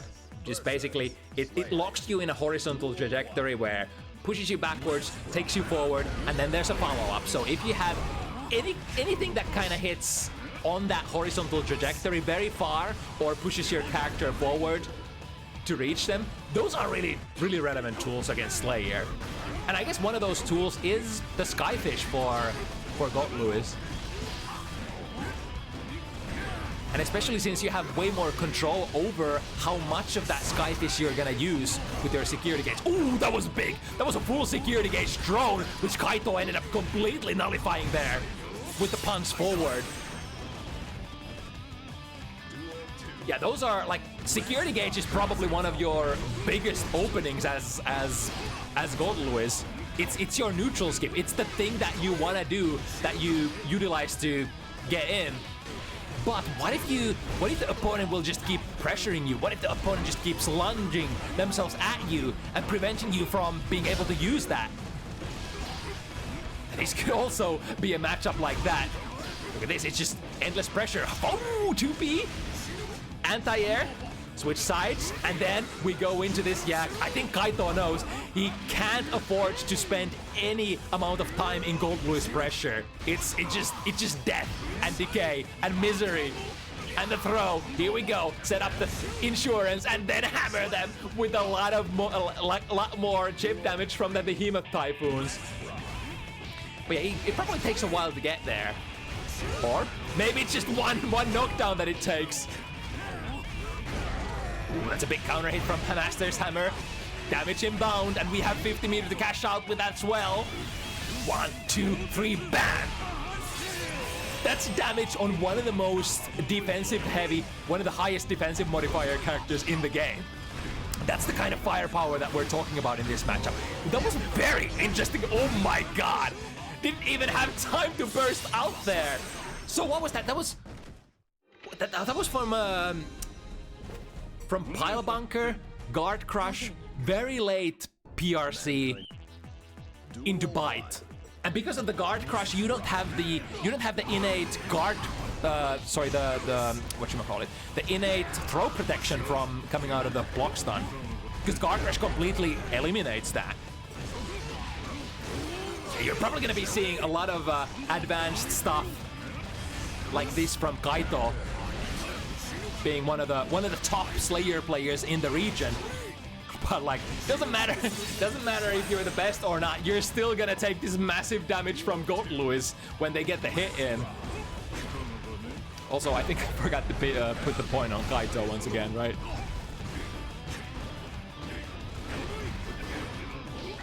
Only -2 after that. It's so nasty. You know that, you know, it should kind of be your turn after you take bump ahead or it's late. Or wait, it's wait, which one is it? Is it under pressure or it's late in this game? It's late, right? I'm so dumb. Yeah, under pressure is not a thing in this game. Oh Jesus Christ. It feels bad to be it feels so bad to be a boomer Guilty Gear player sometimes. There we go, hammering with that overhead. It's not only an overhead, but it's like, if you look at the hitbox, it's kind of like a straight red pillar of hitbox that just can't be jumped over. So like, if you really wanna prevent them from going out of the corner preemptively, just go for the It's Late. Ooh, and the 2P anti-air at the finish. They do say that the 6P is a little hard to use for Goat Lewis because of its hitbox and its startup, but then you have this behemoth of a button, the 2P, that leads into really massive damage combos as well. Generally, like, 6Ps are so prorated, like damage and gravity-wise, that you can't do like almost any combos out of them. Like 2Ps and 5Ps, they're completely exempt from that reasoning. Oh, the frame trap into an immediate wall stick, and this is gonna be a lot of damage. Oh, well, actually, not as much as I thought, because, you know, that was only a 2-hit combo. It was only a pile bunker into super. Still, I mean, it is God Lewis, and it was with guts, so have to be reasonable. A nice whiff punish on the 2D. Big opportunity. Now we're in. Kaito doesn't have a burst. This could be end here. Ooh, unfortunately doesn't get to take the heart knockdown. But now, drifting forward, come back here. Overhead, swing it. Slow 30 frame. Starter overheads. But I think Kaito had already committed into something. Had committed into jumping out of the pressure. And wasn't ready to block that time. Puts with the 5K to the other side. The cross-ups are the bread and butter of this character. There we go. To the side, to the other. And Kaito still has 50 meter ready to go. Will probably... Oh, reset! Oh, that one actually wall stick here. And the throw back. Oh. We might be in. Kaito is really close to that blue burst, though. Damage coming in. I think, yeah, the blue burst is going to come out immediately. Was basically at a point of the combo where... Whoa, what was that throw with there? Level 3 drone. Yeah, at the very tip, at the very tail end of that drone, use YRC and nullify any incoming pressure. And at that point, I think GuessingGame would just have to wait a little longer. It's kind of like a value proposition between doing like your press, your best pressure extender, or delaying it at just a little bit longer to do something a little less optimal. Right, the instant air dash in. Good timing on the burst. Let's see if Kaito has to spend the burst to get out of here as well. Using a lot of meter on that FD. Knows that FD. Oh no! The burst came out immediately, and of course Guessing knows. Of course Guessing knows that it's what everybody wants to do. But it's so dangerous to stay in that combo even for 2 seconds. Blocking the overhead this time. However, the go-to way of surviving against that held like that, whatchamacallit. Oh, wait. Oh, Kaito had Leif despair there at the end. Damn. I was almost ready to call that a double KO, but unfortunately not that time. All right, drop it. And then go for the F-Shiki. I like that. So Guessing didn't have the 50 meter to get the heart knockdown, so they reset the situation, went into like one more. If they get the hit, they can do the heart knockdown right here, and then pressure Slayer, who is a character who has very, very weak defensive options available. Like we said, this character is all about offense. All of those skill points went into pressure and damage. Thought that there was gonna be a burst here, but perhaps at this point Kaito just not interested in taking the risk in bursting anymore. But I do like the semi-safe sequence that Guessing played there in order to try to like soft bait it. The overhead finds a smart, but that is only without a counter hit. That's only a normal hit. That's a counter hit though. We can definitely defeat. Oh, and Kaito would know as well. Kaito would know when it comes out. Both these players have played for such a long time. They have so much experience. Clashing with the 2B here. But I think GuessingGame was still in a precarious position because they were kind of the defender there.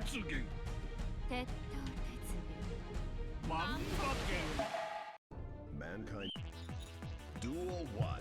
Now with a little bit of a lead here, let's see if Guessing is able to reverse the flow of the momentum.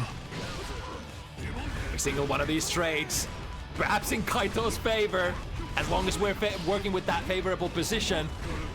Trying to use FD as much as possible. I mean, it's not gonna hurt that much, right? It's just 2-hit combo. Especially because Guessing was holding FD for most of those hits, so the risk didn't pile up that fast, or hadn't piled up too much yet. But that was still a two hits, like two hit round, wasn't it? Nice, the 2K. Oh, I think the new enhanced 2K, or like it's not too new, but like rather semi-new. The enhanced 2K from Gold Blues is gonna be. Ooh, nice. I think there was a That was a system into PRC forward. Getting the throw here. Big close slash, you're dead. Yep. I like this. Cashing out immediately without even extending the combo. Ensures two things. One, Kaito will not have any opportunity to get the burst back, but also, because you cut the combo so short, they will build the least amount of burst for next round as well. Ooh, nice catch there. And that's gonna be a kill, right? Wall break. Yep. Even before the wall stick happens.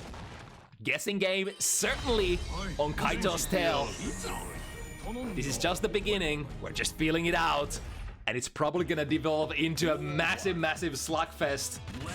Slugfest with a lot of information, though. I believe both of these players are you know, kind of at, oh, that hits hard. Was completely committed to both of those. And, oh, there we go. It's Kaito who ends up biting first. I think Kaito went for like 2 or 3 burst baits. Then the situation got reversed. Then Guessing went for 2 back-to-back burst bait, hard baits, and finally the burst comes out. But now, that was a good spacing. I think that was the sweet spacing of KaitouDandy, or sorry, K-Mappa, to make it just plus enough for, you know, you be able to basically guarantee pressure your offense after that as Slayer. Oh, but hello. Perfect timing on the landing of Master's Hammer there, I think. Was able to get the throw.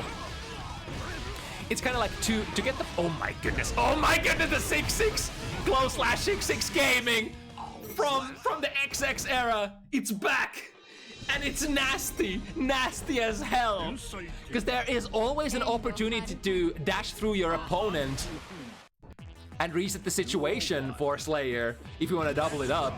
I mean, usually I guess the more common option is that you cash out, because your combos kind of do a lot of damage. But then in situations where you're like, all right, maybe one more reset will guarantee that the cutting through the proration gets me the kill. Maybe it's worth doing. Do the other side and overhead. Damn. It's just honestly a lot of guessing that you have to do against Slayer. He's just kind of that kind of a character, has always been. All right, the very fast starting jump D from that low altitude jump. Ooh, that's still combos and Guessing. He's gonna get a hard knockdown here from the wall break. See, I guess Super PRC is no longer available because they made the Super Mappa Hunch not actually Inbu anymore. Did we have 100? Yes, we do. So drifting forward into pressure and hammering them immediately with the behemoths. You have to. You not only would, but you have to in a matchup like this. You spend that 100. Oh, that looks like a big hit. And Kaito thinks so as well. Burst to get out at the side of first possible opportunity. While Assault gets a little bit of gets a little bit of value, jumping all over that throne. Nice 2P anti-air once again. No big confirm, but oh, nice interruption. I was about to say early. Wait! Nice plays back and forth from both players. First of all, for Kaito for interrupting the haymaker overhead. That's like around 30 frame startup. You usually want to interrupt it because it's so plus on block that you're just kind of fucked if you block it. But then, good on Guessing Game also for immediately expecting the Master's Hammer follow-up and then throwing the Master's Hammer on the landing transition scene. Which is kind of like the usual go-to counterplay. What was that? The air backdash jump K. Getting an overhead mix-up in. God, Goldboys has just so many different mix-ups. Sees the 2D, or what's that? Yeah, I think that was 2D starting. So drifting forward, pressing 2P, knowing that it's gonna lead into a custom combo. And that's all she wrote. Guessing is really warming up here.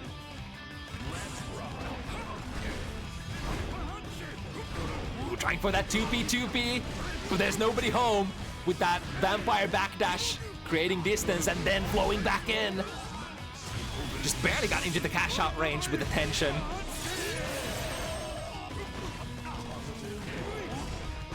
Ooh, able to actually get the big body backdash out of there. Yeah, we actually got them good backdashes to the other side with the low. And into a reset again! That's so hard to see. It's so fast, the cross up into... And if you respect it, you're gonna get bitten. But then again, you also have to be worried about like the KaitouDandy into pile bunker, which is like, I don't know, 10 frames or something reaction time cross up. There's just so many things that you have to worry about when you're blocking the pressure from Slayer. Is that enough? It's gonna be so close. Nice! Recognizes that we have the Guts Crush. Go for the Skyfish. Guessing is closing in. We haven't actually seen too much of that Skyfish. Initially, when we went into this matchup, I was like, maybe Skyfish is actually a good tool and relevant tool in this matchup. But honestly, we haven't seen Guessing, like that was the first time we see Guessing take out the Skyfish during a combo when it actually kills. Maybe that's a test. Oh, nice. And from that Wild Assault, we'll be able to take out the level 3 drone. Maybe that's just like a testament to how important getting the level 3 drone out is. And how you just can't afford to use the security gauge on other nonsense too much. Like, Guessing hasn't been using the security cancels either, like too much as I've observed. Overhead, more pressure. At least in this situation, you're not gonna have the cross-ups, right? Right, but it's all kinds of other nasty things. Gets a dump D in. My turn. Ooh, the haymaker lands. Big damage. Not quite enough to get the level 3 drone out yet. But next hit, perhaps. And here's the Guts Crush again. It's like, I think I get it. It's like, it's super important to have the level 3 to end your combos with as well. Because it's a very heavy opponent you're fighting against. And you might want to have extra reach for some rarer type of hits. So it's like, you probably don't want to even use the level 3 security gauge willy-nilly either. Until you think that you really need it. Or either it's a value proposition. If you use one, you don't have access to the other. Derp. I guess the universe counter hit ain't gonna do much here, because it's only one hit that KaitouDandy is hunting for. And once again, 2 games of buffer here. Kaito has been probably one of the most overwhelming, one of the most overbearing, one of the nastiest opponents to ever reach for just about anyone on Bounty Hunters. Definitely one of the top talents in the EMEA region at the moment. Ooh, there we got a security cancel. Ooh, we'll be able to backdash out of that 2P2K string. I think that was exactly what Guessing was looking for as well with that far-ranging 2-key. Nice! That goes into the right direction as well. Immediate wall break. That kills right. No! Slayer is just that heavy and durable. Yeah, of course, you block out the air pads. The moment that Guessing saw that Kaito was backing off, it was the last moment, the last opportunity was to try to go airborne. And that's him when he went in with the jump P. Ooh, come back to the ground. However, went with the throw mash there. I wonder what Kaito was trying to do there. Big counter hit. Gonna take them to the middle of the screen. With the 6. Oh my god, and the Kara bite as well. Oh, that's so nasty. And then the Nightless 5K just ends up whiffing for some reason. Why does it whiff? Did Kaito just go for it, presume that if you press anything, it's gonna hit. If you don't press anything, or if you deflect shield, it's gonna miss. What a situation. Look at this mauling. And we got another rep. Ooh, goes into this route instead, probably because they knew that Guessing was gonna get the burst back. Well, Guessing will get the burst eventually, and that instant air, that's jump heavy. Kaito was probably waiting for that one cue, that one visual cue the whiffed Behemoth Typhoon, allowing him to start the instant air dash, get over the drone, and start their pressure like that. Transitioning into plus 22 from the Master's Hammer, then the bite, then everything that followed afterwards to the other side. And when you have 50 meter ready to go, that B-Dandy into Pile Bunker is such a destructive starter. And how does he have the 50 meter here as well? God damn, this character is nasty. And you know what else is nasty? Kaito is already on a set point. Waiting for the burst never comes. Perfectly timed 2P there. Waiting for the cross up. Immediate burst from Kaito once again.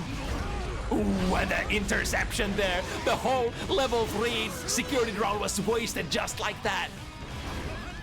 And now, I wonder if the desperation is starting to set in. I am blocking Slayer. Left-right mix-ups. I have so little life. I have no buffer here. I will die. I'm dead. I'm dead. Kaito takes the set 7-3 against such a strong opponent as well. What is this guy? KaitouDandy. There are probably so few, like the amount of players that could reasonably challenge this guy in our region. There's just a handful probably. He's strong. Oh my goodness.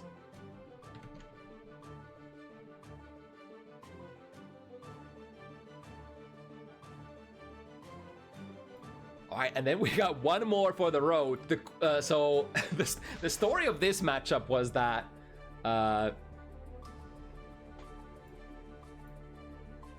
give me a second. Let me set up this match properly before we start talking shit.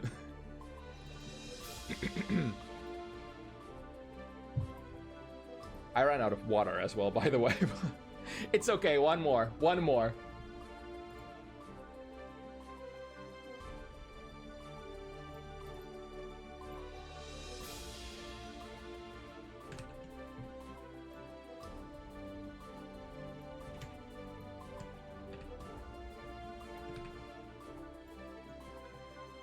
And get the room code. Oh, never mind. I think we... Wait.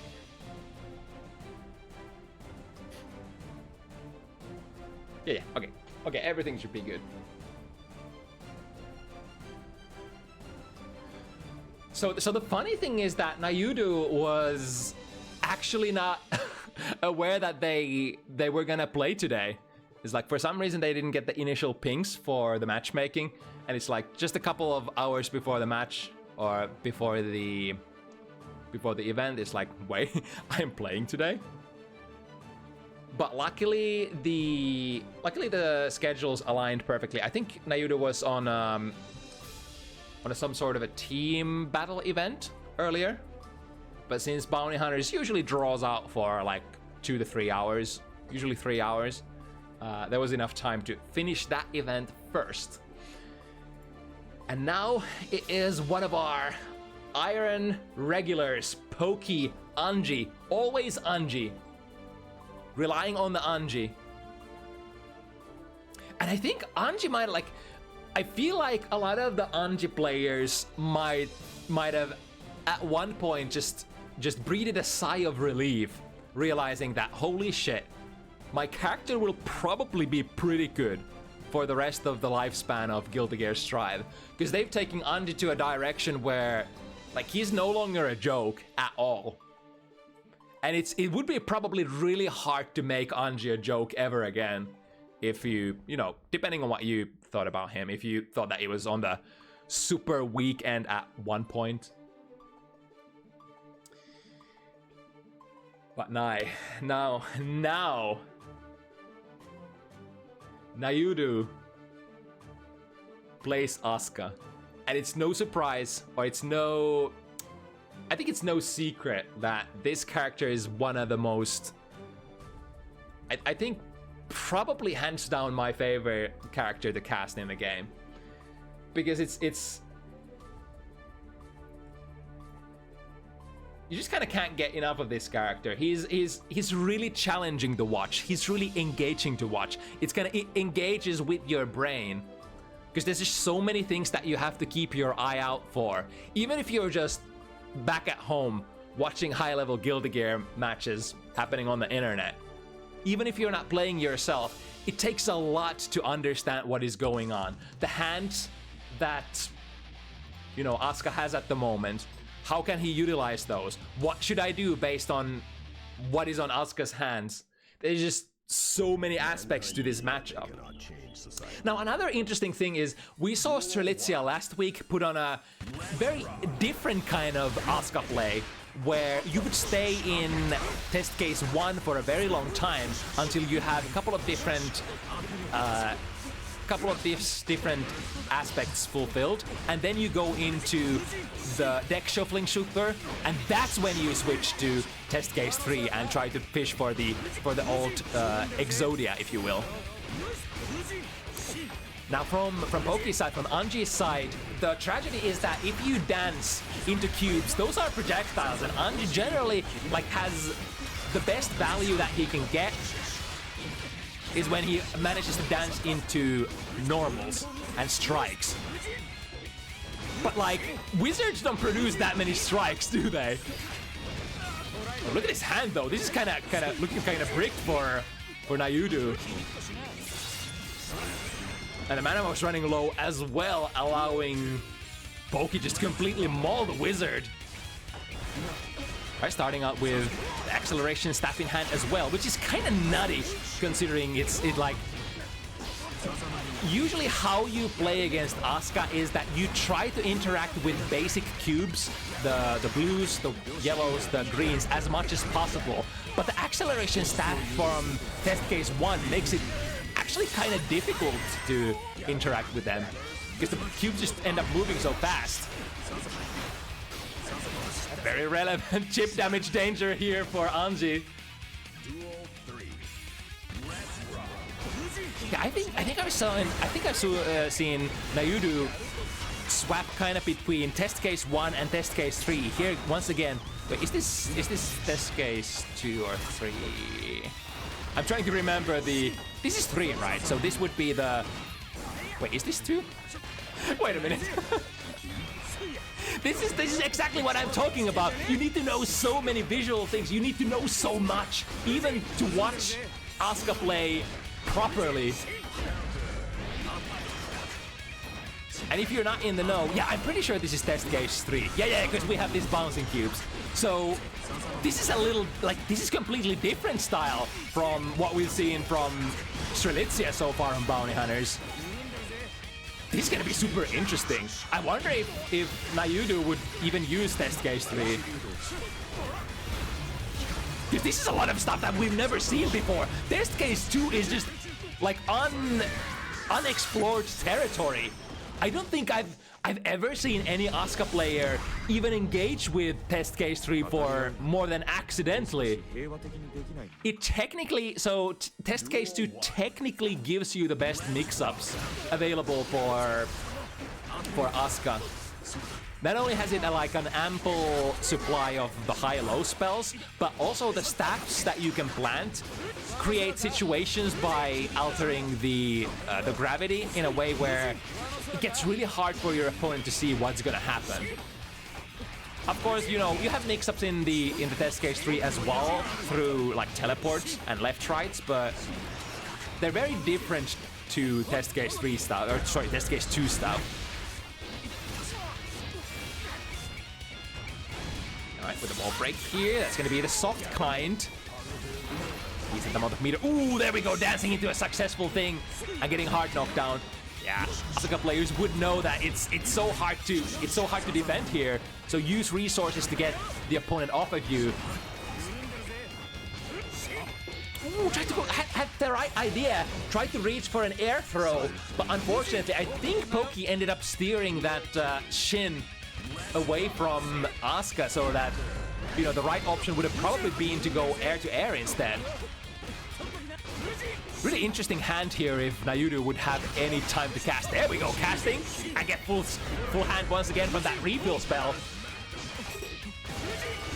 God, that onslaught of stuff.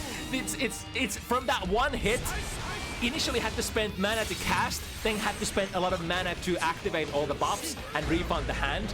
But then, because in the follow-up situation, Poke ended up getting in, was that really low mana situation.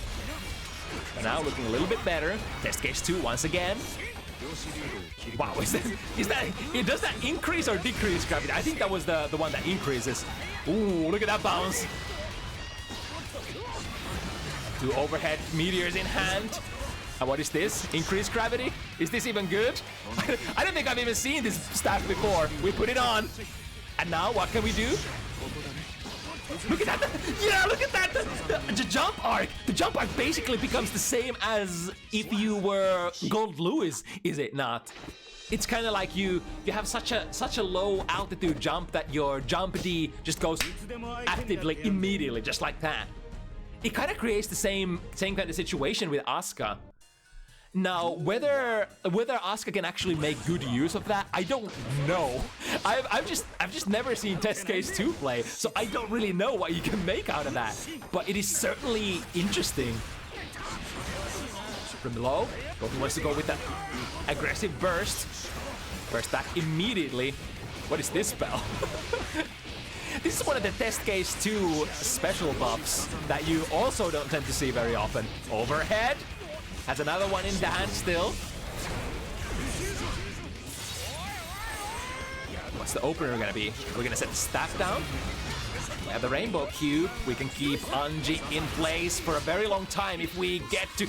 Yeah, man, this is a dangerous hand. Had to kind of use... meter there in order to be able to take out the Rainbow Cube safely. This is kind of what you often call a bricked hand, when you have a hand that just doesn't have any basic cubes or any basic kind of attack spells that you can produce on a short notice to try to keep the opponent off of you. Damn, the Hujins are coming. Finally finds the low, and that's with a lot of, or rather a decent amount of risk as well. Mana Shield goes pop. God, this is such a tough situation for Nyudu. And the hand is pretty bad as well. Staff and just one attack spell. That's why we're probably gonna use the Blue Wild Assault to create a little bit of distance. Shuffle the hand. There we go. There we go. Finally, we have some attack spells back into... I think was that why Nyudu chose to sort of shift back into Test Case 1? Just to please God, please give me attack spells. I need attack spells.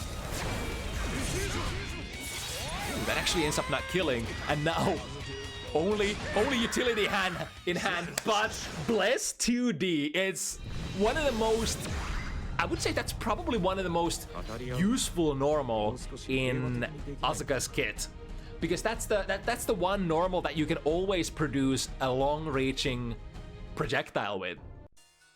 Like a 2D is a projectile that advances on the ground, so if they try to do stuff like 6P your cubes or poke into your cubes, 2D is usually gonna beat those attempts, right?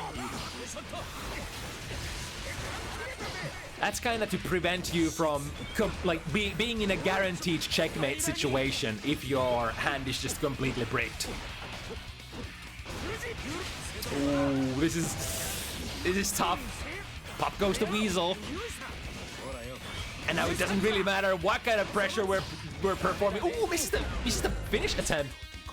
And getting the Mana Shield back at the very tail end of the match does not even end up making any difference because they were so low health. Swings with the 6P. However, Pokey had some other kind of plans here with a delayed dance.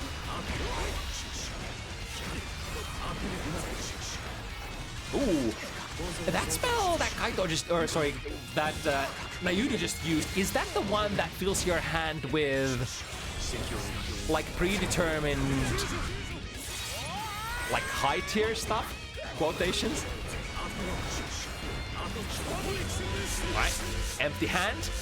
We have enough resources to go into Test Case 3 this time. Auto import is available. To the other side. Ooh, Pokey doesn't want to let the pressure go with this nasty hand. 2 bit shifts the gate. Oh, and now we have the Exodia active as well. This would be the old Asuka gameplay right here. And I think Pokey knows that they have no choice but to hold it. Right, opportunity presents itself. Nyudu is full on mana though, so we kind of have to work still pretty hard. There we go, had the Screamer in hand to control the airspace or the ground space, depending on where you want to unleash it. Nice, that's a punish. Immediate burst. Oh, and a Kama sweep. Now with the pressure, the goal, of course, is to try to reduce the mana of Asuka as much as possible. Maybe even break the shield. But here we go. Switch the mana. Sorry, switch test case 2. Would love to break out of the corner. However, the boxing of Anji, the boxing of Poki has been strong. And now the mana shield, one hit and it's gone. It's basically a guaranteed pop here, is it not? Oh, almost. FD got it so close to popping. There we go. And the burst comes back just a little bit too late. God, that's a difficult situation. You would have to have used like probably burst resource, or sorry, tension resources in order to get to the burst resource that gets you out of there in the end. Right, once again, just producing the basic. Ooh, dangerous hand. This is a brick hand. Using the instant refill spell to get only 2 spells. That's how desperate Nyudu was to get the basic cubes, I think. Right, dancing through all of those projectiles. Not sure what that staff was, maybe acceleration, but you know, it does not end up making any difference here as long as you're pressing, or as long as you're blocking the pressure from Anji. Overhead, overhead, once again, and then go into the low. The overhead option, of course, in this patch is so fast that you can't really react to it anymore. It's just basically a guess between the high and the low. But also, that means that your rewards from the overhead overhead follow-up Rin is way reduced as of the Season 4 changes. Now, only gives you a knockdown and you can't RC it anymore to perform a combo. You can RC it to perform more pressure, as is what Poki is doing here. YRC. Please try to buy time to get that mana shield back. Recharge. I think used Life there, just recharge as much as possible. There we go. Fighting for the opportunity to take the leading position here at the very early stages of the set. I think this is test case 3 though, so Nyudu kind of mixing it up a little, back and forth with the test cases. That really like, that's an extra knowledge check for your opponent. Like, does your opponent know what the test case look like to begin with, and you know, are they familiar with the spells that could come out of that test case? Either way, none of that is on Poki's mind as they are pummeling away, just unrelentlessly keeping up the corner pressure and not letting Nyudu get out of there. Right, we have the mana cost reduce in hand, which would be a nice spell to cast. Get another one of those. Screamer is a big help for sure. Can force the opponent into a guard crush state and, you know, shuffle your hand even more. Ro was able to build into the Mulligan Super, go into test case 3.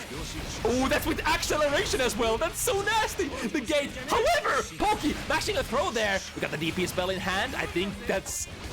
I didn't even get to notice that. That was in a heat of the moment kind of a thing. And Poki probably didn't have time to check the hand either. As long as the mana shield is out, don't have to care at all what's in the wizard's hand. Opening this round with basic cube spells, which are good. They're good and not good at the same time. It's like the more your opponent knows how to interact and the more opponent is successful interacting with your basic cubes, the harder the basic cubes are to use. But you can get some really nasty value from, you know, your opponent not interacting with your cubes, not poking into your cubes. Because they produce a lot of blast frames, and blast frames means that you get to shuffle your deck. Well, it's a big one. Oh, misses the combo though. Maybe no problem since the mana shield is already gone. I think Poki can kill, like, no matter what combo he does, yeah. Finish it with a ring. And because the opponent has mana shield broken, gonna take even more damage than a chip would. And I think that's actually funny. It's once again relevant to say, because Milia went from being the lowest EHP character in the game to once again Chip being the lowest EHP character as of the emergency patch. Alright, lots of interesting spells in hand, but nothing that, yeah. Probably Nyudu had to get some sort of an opening using normals here with this hand, because none of the attack spells were immediately threatening. Oh my god, this is dangerous. Trash hand, but Poke doesn't challenge. I think when you see only utility and arpeggio in hand, you go in. You don't hesitate. If the arpeggio gets cast and you don't interrupt it, you're in for a lot of hurt. Switch to the other side. Ooh, that was actually a wall stick there. Alright, pretty good hand if you get the cast.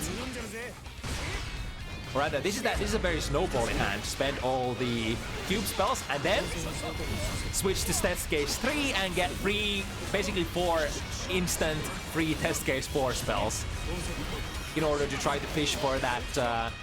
You know, you don't necessarily have to get the Exodia. You could just get some good ass spells from test case 3 and just play with those.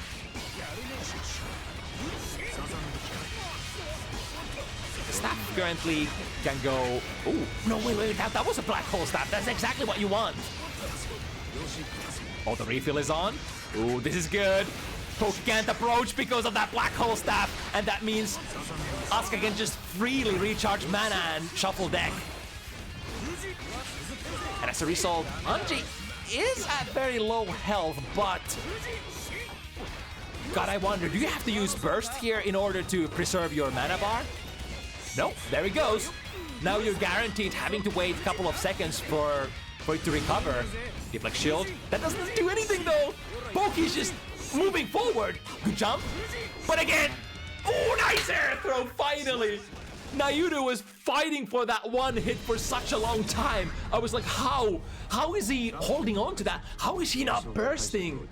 I was like, I can't let that mana bar go. If I pop, if my mana shield is gone, I just fold. But Nyudu is built different. Right, in test case 3, has the arpeggio, opens it. Oh, that's with an acceleration staff. Basically, every time you land something on block, not only do the cubes just move really fast, but they also guard crush you, so providing you with even more frame advantage. Nice, slows down the time, sees that the dance is coming, throw them in the corner, lots of good spells in hand. Oh, I think Poke is done. Yeah, here comes the arpeggio, with the rainbow cube, and then shuffle deck, chip damage. Nice, casted the mana recovery spell as well. God, this is so tough. Poke will basically just have to wait until the buffs run out, and or if Nyudu makes some sort of mistake in the cast sequence, which is, you know, relevant that might happen. Sometimes you have to cast so fast that you don't have time to confirm what you're casting exactly. And especially in test case 3, you might cast something that is complete garbage and or sort of leaves a gap for the opponent to press buttons. Arpeggio again. Ooh, the double dance! I've never seen that before. Dance on the first, arpeggio wave, and then second immediately go into another dance. Paul takes Nyudu out of the sky, tries to dance into the rainbow cube, but that is active for so long. Overhead, hits true, mana shield goes pop. Tricky situation, Nyudu still has the burst here. Would he use it though, to try to threaten the win here? Deflect shield, okay, we go kind of like half measure here. Instead of using the full burst, we go for the deflect shield instead to build distance. Arpeggio is in hand. If we have time to open that, that's probably guaranteed victory. There we go. Send the blue cube. If that's blocked, Arpeggio has enough time to rev up. And Nyudu fighting out from a very, you know, dangerous looking score situation very early on. Making it 4-4 here on the last set of bounty hunters of the evening. Right, blue cubes. So if I recall correctly, the blue ones are very fast. has a screamer in hand as well in order to... No, actually the blue ones are not too fast. Wait, is it the yellow ones that are fast? I forgot. that's you know, that's too much. Asuka is so fun. Asuka is so much. Alright, switching to test case 3 here. Nice air throw.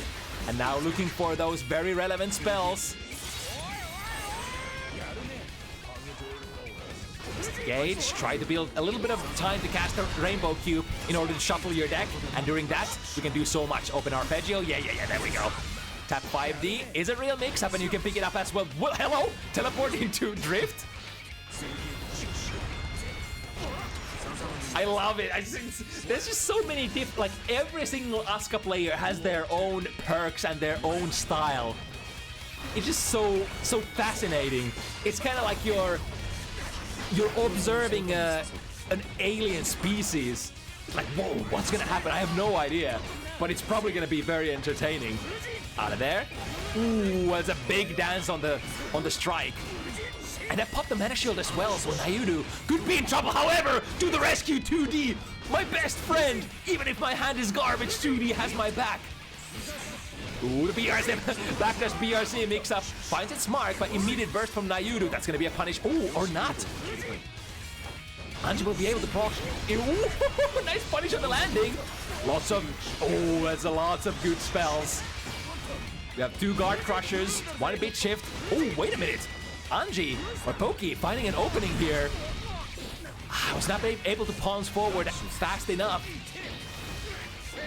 Nice option select here. So if Poki was to block the 5D, of course you drift forward and get more pressure. But if there's nothing to block, or if it rings a miss, then Nyudu will just drift forward and get a punish on the backdash instead, likely with a close slash. Like shield. A little space would be appreciated here for the wizard in order to cast those screamers. But now we're in stage screaming for help here as we're getting looped by the butterflies. It stays pretty tight. I think that was a misinput on the BRC mix-up, maybe. Look a little weird here. So test case 3 goodies coming through. Arpeggio. Cycles into teleport spell as well. Oh no! The bit shift is the only offensive spell here. Was able to actually get a... That was one of those situations where I think Nyudu just cast it blindly. Was praying to get some sort of an attack spell. Had to cast a utility spell and immediately mashing on the slot and was able to get a cube spell there or something similar. So it ended up working out. It's funny how sometimes it's the luck of the draw and you just have to say, Jesus, take the wheel, please. I need help. Yeah, another Arpeggio. We have the...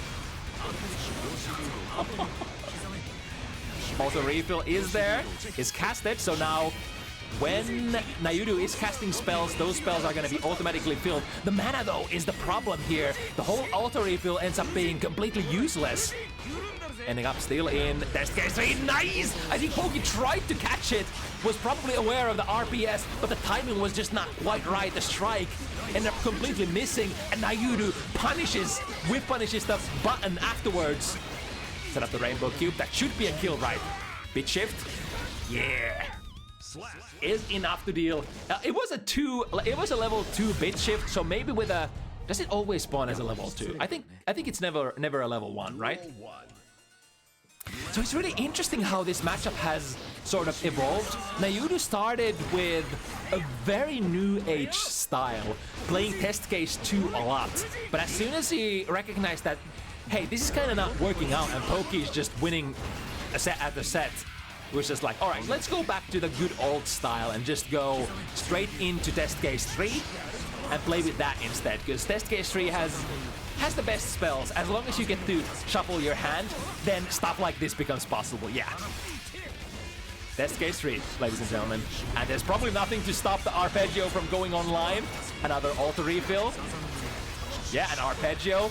And it goes, and it goes. Then the cross upside. Even if you're hugging the corner, the teleport will always take you there. And now, even if momentarily Nyudu ran out of mana. It does not matter. There's nothing you can do about this black hole. It's GG. Until... Oh! Ooh! Dance the Screamer, but not the second one.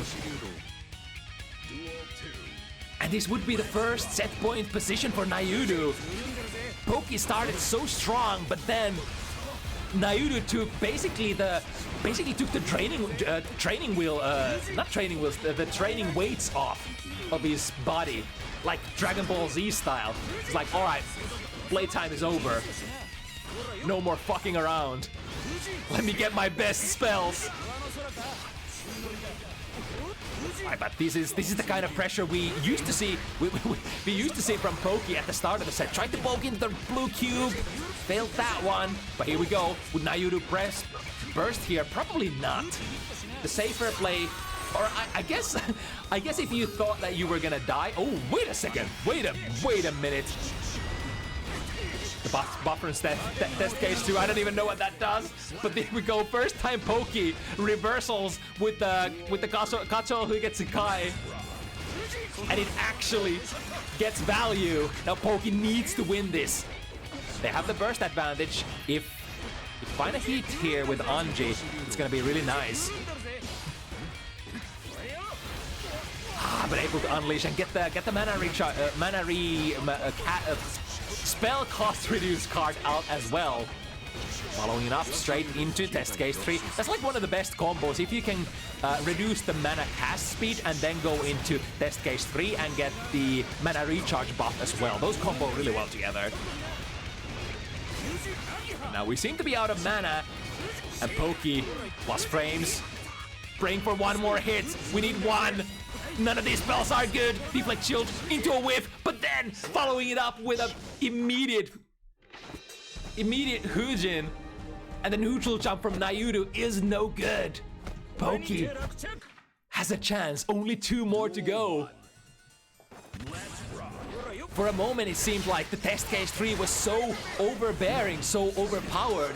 But I think that's kind of like the curse and the blessing of test case 3. Sometimes it gives, but sometimes it doesn't. That's why people have been going like test case 1 and test case 2 way more nowadays, because the test case 3 is just not as stable as it used to be, because the buffs are so, you know, they don't last as long.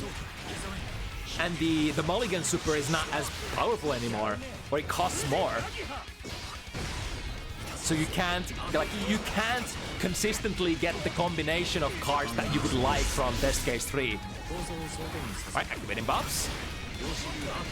Auto refill is on point as well. Here comes, that's with an acceleration. No, wait. That's a black hole. To the other side with the teleport spell.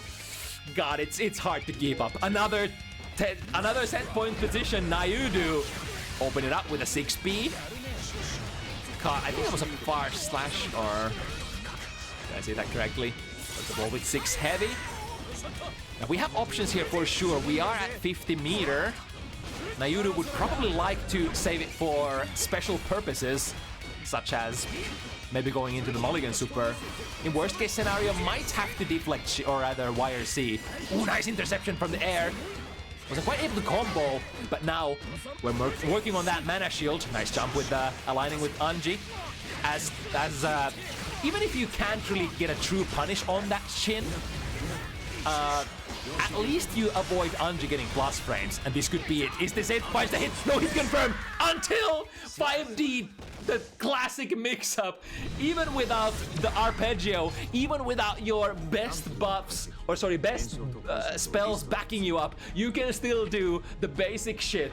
5D into RC, and it sinks in. Really good attempt to run it back though from Poki's side. 5 to 7. There's a lot of, like, wait, we're every single set tonight like 5-7 or 4-7. I think we had super close matches tonight. God, it was a blast to cast. Especially since this event took like 4 hours, which is extremely rare for our bounty hunters. So that would kind of mean that a lot of our sets just went almost down to the wire. Down. But yeah, another really great set, and very interesting way how Nyudu kind of sort of cycled through the different styles of play. First a little bit of test case 1, or rather first mixing the 1 and 2 together, then playing a little bit more with 2, and then ending up with the very classic style of just going into test case 3, which is probably the most... I guess it's the most like the go-to way, the classic way, the way to play Asuka that feels like home for a lot of Asuka players that picked him up in, you know, during the early steps of the character. Yeah, anyway, that would be it for us tonight. What an evening. Whew. I'm parched. I'm hungry. Let's see where we can send you. So if you want to play next week, this event is, of course, open to all players. Doesn't matter what skill level you are. Doesn't matter where you're from. Although, you know, your likelihood of getting in increases a lot if you're from EMEA or East Coast NA. It's way easier to match East Coast players with the majority of our players, because we are kind of, you know, EU-based originally. So that's that. Anyway, if you want to join, easiest way is to join my Discord. The sign-up forms are going to be posted there in just a moment after the stream goes offline. And for now, I bid you farewell and wish you a very happy new year. And thank you for being with us again another year. Like I said, there's really no... Like, stopping doing this is definitely not in my plans so far. And as long as, you know, people want to play fighting games, I'm going to be hosting FT7s. That said...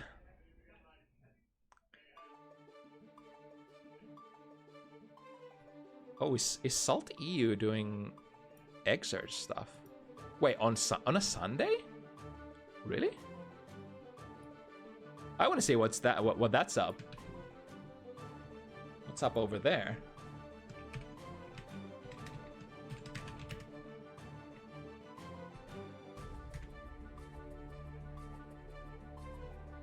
Exert my beloved. Anyway, thank you so much for watching. Thank you everybody for playing. Thank you everybody who were taking part in making of these episodes on 2024, and I wish you a very happy 2025.